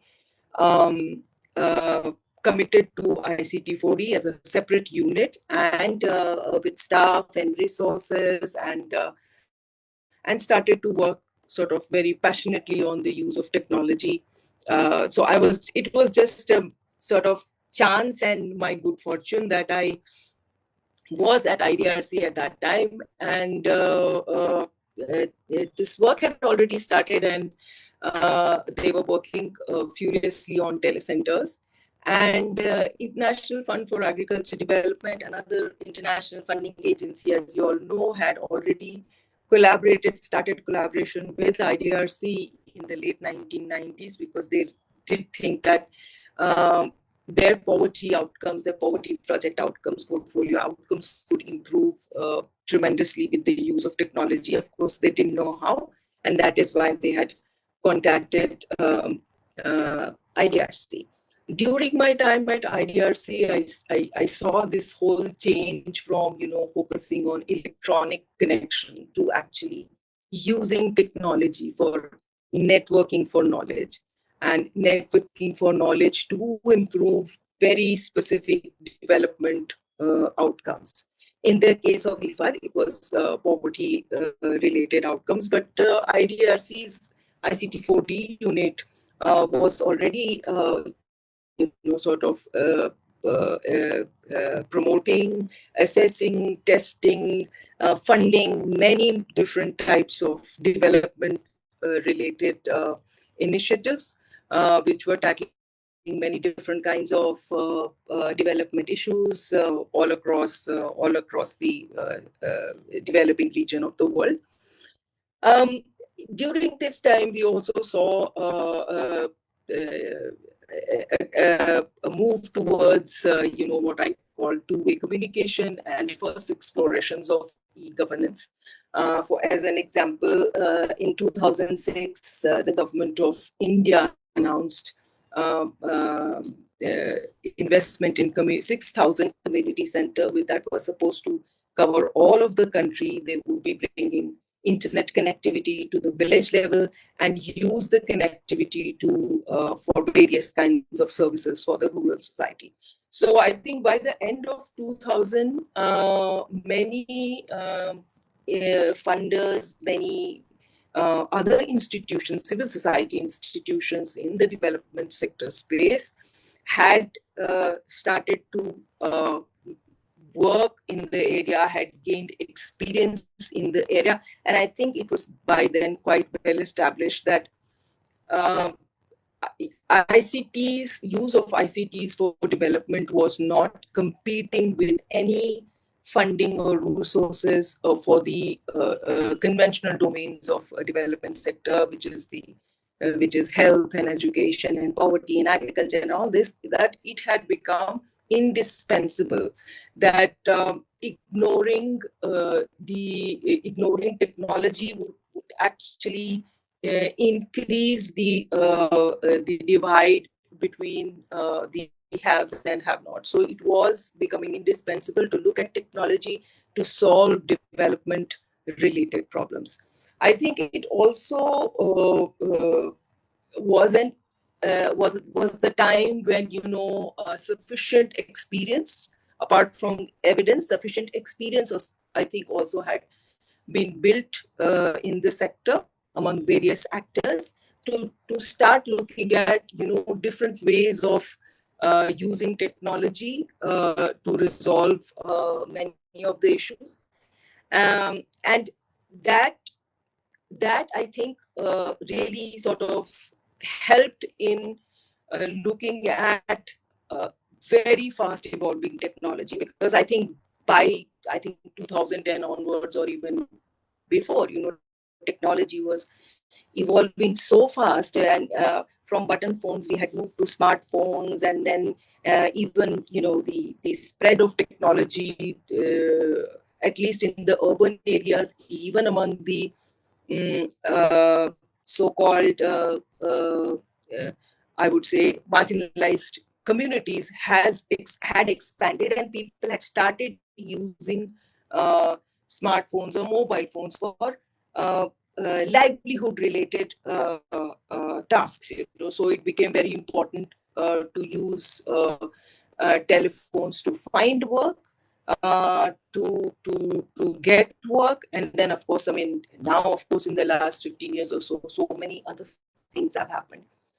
So I think if I look at just World Food Program and IFAD that I have personal experience with, they currently have, and this started I think about 7 years or 10 years ago, they have dedicated programs. One, all the ICT related experimentation and project related work has mainstreamed into all their conventional development sectors.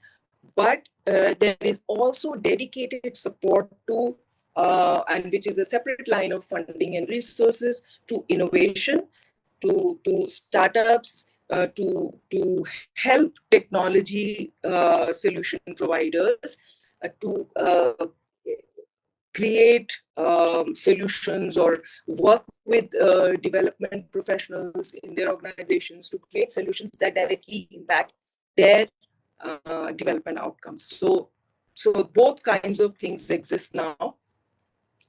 And the other thing I think which is very interesting is that though earlier, it was the international funding agencies which showed a lot of interest in terms of how technology and what technology, and invested resources in helping that whole process out.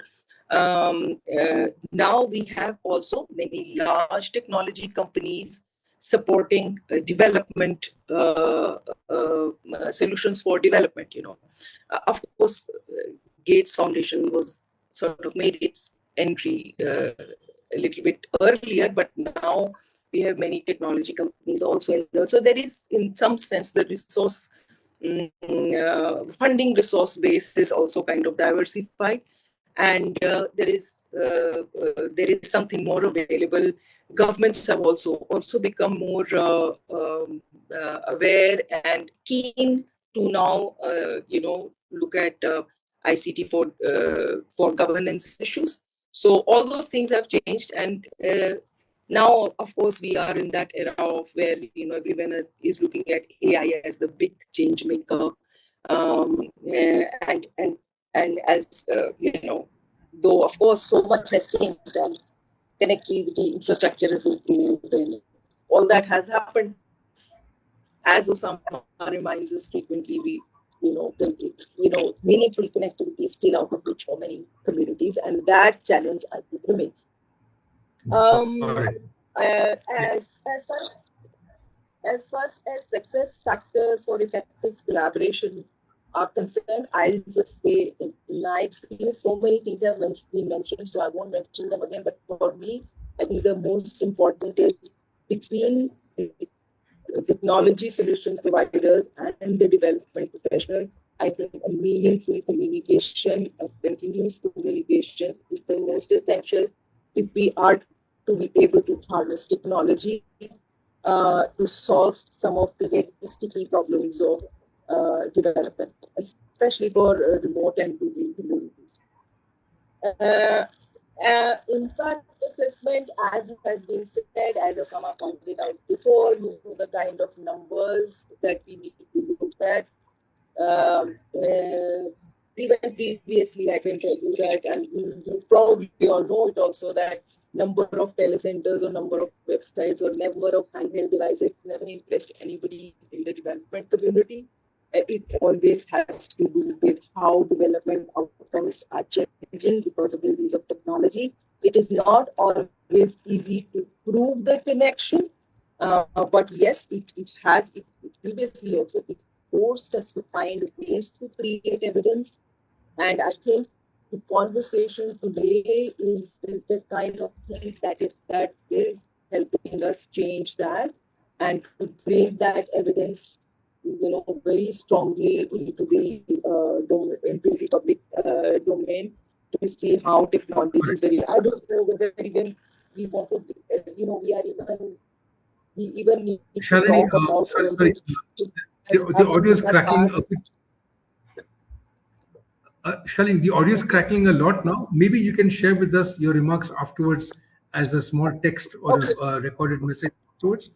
It's running out of time also now. So, sorry about that. Yeah, but the audio is getting very crackly at this moment now. But thanks so much for joining us. We now need to move on to the last couple of closing segments and come back to some Q&A after that. We have a couple of videos from other people who couldn't join us but have sent us special video addresses. So I'm going to request my colleague Manasvi now to play a couple of these videos.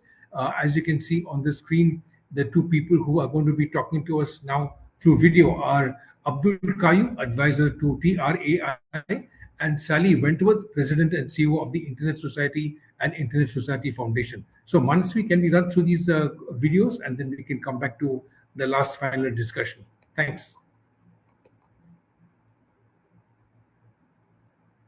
Yeah, Manasvi, can we have the TRAI video and then the ISOC video?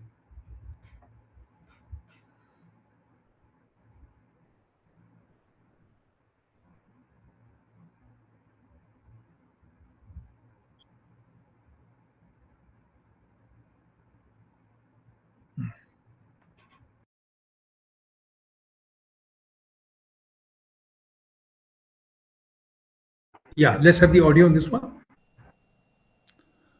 Good afternoon to all distinguished guests and participants.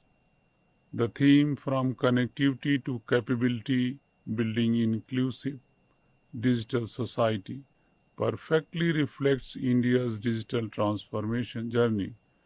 Over the last decade, India has moved beyond simply connecting people through telecom networks to empowering citizens with opportunity, knowledge, and economic participation. The telecom sector has become backbone of social inclusion, affordable mobile services, and widespread internet access have connected millions in rural and remote regions to education, healthcare, banking, governance, and digital commerce.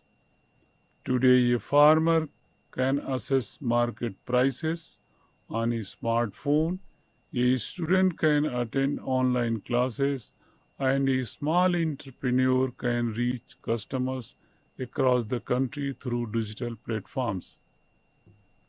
This transformation has been strongly supported by government, which has driven policies to expand broadband infrastructure, promote digital connectivity, and accelerate initiatives such as BharatNet, 4G, 5G rollout. Equally important is the role of regulator, which has ensured transparent regulation, consumer protection, affordable tariff, and a competitive telecom ecosystem that benefits both industry and citizens. However, connectivity alone is not enough. The real goal is capability, that is, creating an environment where people can innovate, learn, earn, and thrive digitally. India's startup ecosystem, digital payment revolution, and expanding digital public infrastructure demonstrate how technology can empower entrepreneurship and foster inclusive growth. Women-led enterprises, youth innovators, and rural startups are now becoming active contributors to the digital economy. Building an inclusive digital society demands sustained collaboration among government, telecom operators, technology companies, startups, academia, and civil society. India's digital future will be shaped not only by stronger networks and advanced technologies, but by empowering every individual with skill, access, and opportunity to participate meaningfully in the digital economy. I congratulate Digital Empowerment Foundation for organizing this event. Thank you very much.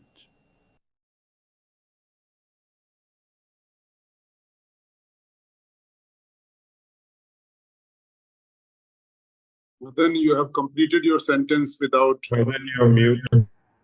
Oh.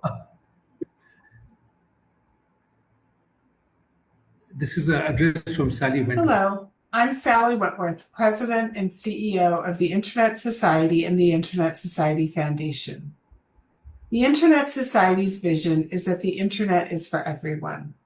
But for that to be more than a slogan, we have to do more than connect the unconnected. We have to make Internet access meaningful. That means connectivity that is always available, affordable, reliable, and secure. It is a level of connectivity that allows users to have a safe, satisfying, enriching, and productive online experience at an affordable cost. For us, this means connecting people to reliable infrastructure and also equipping them with the digital skills to use the internet confidently and safely. I've seen what this looks like in practice. In the tea garden communities of Assam and West Bengal, young entrepreneurs are running community information libraries, using mobile boosters and pooled connectivity to bring banking, government services, and education to workers who previously never had access to these kind of online services. That's meaningful access. But community-led solutions can't survive on goodwill alone. They need smarter policy, sustainable funding, and capacity building so that people can be safe online. So on this World Telecommunication and Information Society Day, I ask you, don't just celebrate connectivity, fight for it. For the community still waiting, there is no more time to spare. Wow, that is a very good message. Don't just celebrate it, fight for connectivity. We come now towards the end of our session. Anyone have any quick questions, comments for our previous speaker from segment 3, 2, or 1? We can squeeze in maybe 1 or 2 questions before we wrap up in 5 minutes. And then I want to give it to my colleagues, Arpita and Vinay, to give a vote of thanks and sum up towards the end. Any questions, comments, quick ones?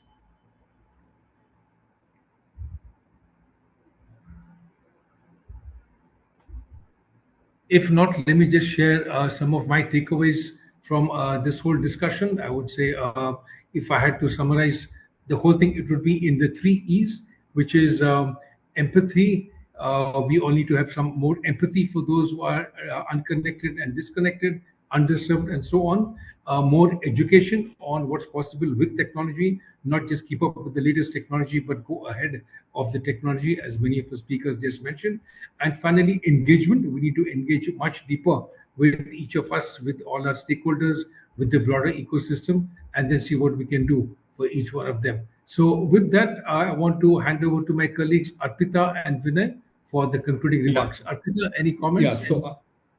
Yeah, so I'll be sharing first, and then we'll be giving it to Maitri. Maitri from DEF will be presenting. So again, I would like to thank all the leaders for such a compelling session on this World Telecom and Information Society Day. A lot of takeaways. What we will also do is we will share the sort of session live video, so you could rewatch it. And you can also engage with us productively during this session post the event. In fact, we would also like to offer some of you incentives to join us for the next event, which is the MXR book stage. Many of you who would like to set up nonprofits, NGOs, there is a very compelling session by Matthew Cherian, and we'd like you guys to join us for that as well. We also have something that we're doing on World Environment Day, which is June 5th and 6th, where it's a hybrid event based out of Bangalore, but we will also create a virtual bridge. We're going to talk about green intelligence, bringing together AI and sustainability. And we also have a contest that is running, which is called the Road to Lake Como, Italy. So those of you who engage productively with ideas, with insights, you would have an opportunity to join us for IEEE International Conference at Lake Como, Italy on June 6th to 9th. We'll share the links and details in the chat below. And this is from the IEEE keynote address, which is called Connect the Unconnected. We were privileged to join Craig Fork at one of these networking events where we went to a village out there. So look forward to more such engagements. Would like to thank DEF and all the speakers, and all the very best. Thanks. Over to Maitri now. Maitri. Yeah. Hello, sir. Can you see me now? Yeah. Hello.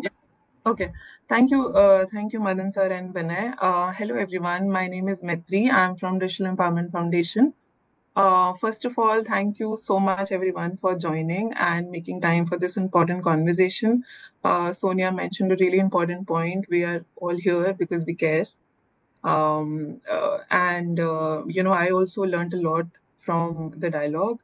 But as we conclude, I wanted to take a couple of minutes to explain and share very interesting work that we are going to be doing at DEF in the next few months and engagements. And, you might want to look out for, and you can participate or even send us a collaboration request if you're interested. So to start with, at DEF, we have been focusing a lot on digital public infrastructure. And as part of that work, we have developed a framework called Jan DPI, which is about making DPI people-centric and ensuring that digital public systems that we have right now are locally accessible, affordable, and inclusive. Now, to bring that vision to life, we partnered with Department of Telecommunications, Government of India, to pilot what we call Samriddh Gram. That is a phygital or physical plus digital village ecosystem where we provide integrated access to citizen services and welfare schemes across pillars of health, education, finance, agriculture, governance, livelihoods, etc. The first pilot happened in Guna, Madhya Pradesh, and going forward, we want to scale this model across the country over time. On the policy side, we are also talking to Telecom Regulatory Authority of India and sharing our inputs on how to improve public Wi-Fi in India. And then on the advocacy end, Arpita is leading this initiative. It's called Just AI Data and Algorithms for Communities. It is also active in the UN Global Dialogue on AI Governance, which is happening in July in Geneva. And again, this is very special. I'm also part of this initiative, and a lot of people in the room here are also part of it, Net Chakra. So on the 15th August this year, we are launching Net Chakra 3.0, which is 30 years of internet in India. This is a multimedia book which includes chapters from national as well as global experts, not just experts, but also general public. So the general public is also open to, we opened the call for everyone. And these are the people who also not just specifically experts. These are the people who not just saw internet's evolution, but they also contributed to it. So please look out for the launch. And I will also request Arpita and my colleague to share the previous publications, which was 15 years of internet in India and 40 years of chronology of internet. Which we will share in the chat. In October, we have another collaboration with CDPP and Mahindra University, where we are organizing a conference on law, economics, and justice to understand how legal systems shape economic outcomes, governance, labor, regulation, as well as access to justice. And last but not least, we are also again coming up with our 8th edition of Digital Citizen Summit, which is going to be happening late this year, along with its 4 tracks. The theme again of digital public infrastructure. Last year it was platform accountability, and this year it's about digital public infrastructure. Not just digital public infrastructure, but again, digital public infrastructure that centers people. So it is Jan DPI, centering people in the digital public infrastructure. Again, there is a lot to share, but in interest of time, I am going to wrap it up. But if any of the details that I just shared, if it interests you, please do reach out to us. And needless to say, we will be reaching out to you as we get more closer to these events. Thank you so much. Thanks, Maitri. Thanks, Vinay. It's always good to end a long 2-hour discussion with some actual points about what's going to happen next. Otherwise, it becomes, oh, that is such a nice discussion. what can we do, what can we achieve, what can we work towards something tangibly. So thank you, Maitri. Thanks, Vinay, for that sum up. Thanks to Sai, Manasvi, and all the team of DF and MXR and CDPP for putting this together. We hope to do this not just every year, but every other month. We plan to come back to the various issues that have come up over here, such as environment that came up. We're going to bring this up again next month with a special event on World Environment Day and so on. I believe National Disabilities Day is coming up later in October, November. We can have another discussion around that as well. Open to all of you to give suggestions on what kinds of themes we need to have in this kind of a dialogue going ahead, so that we can come back regularly, take stock of what's happening, celebrate and plan for what's going ahead, share research, share energy in the chat window in this forum. And of course, when we all meet each other physically, I don't know when that will be, but I wish you all the very best for taking time out on a precious Sunday. Once again, I think empathy, education, engagement is what we all need to look forward towards. Thanks, Sonia, for rising up so early in the morning, all the way across on the east coast of the US. Greg, also from the US. Andrea from South Africa, and all my other compatriots from India and other parts of Asia. And Shalini logging in all the way from the other end of the world in China right now. So thank you all. Have a fantastic Sunday and a great in China right now.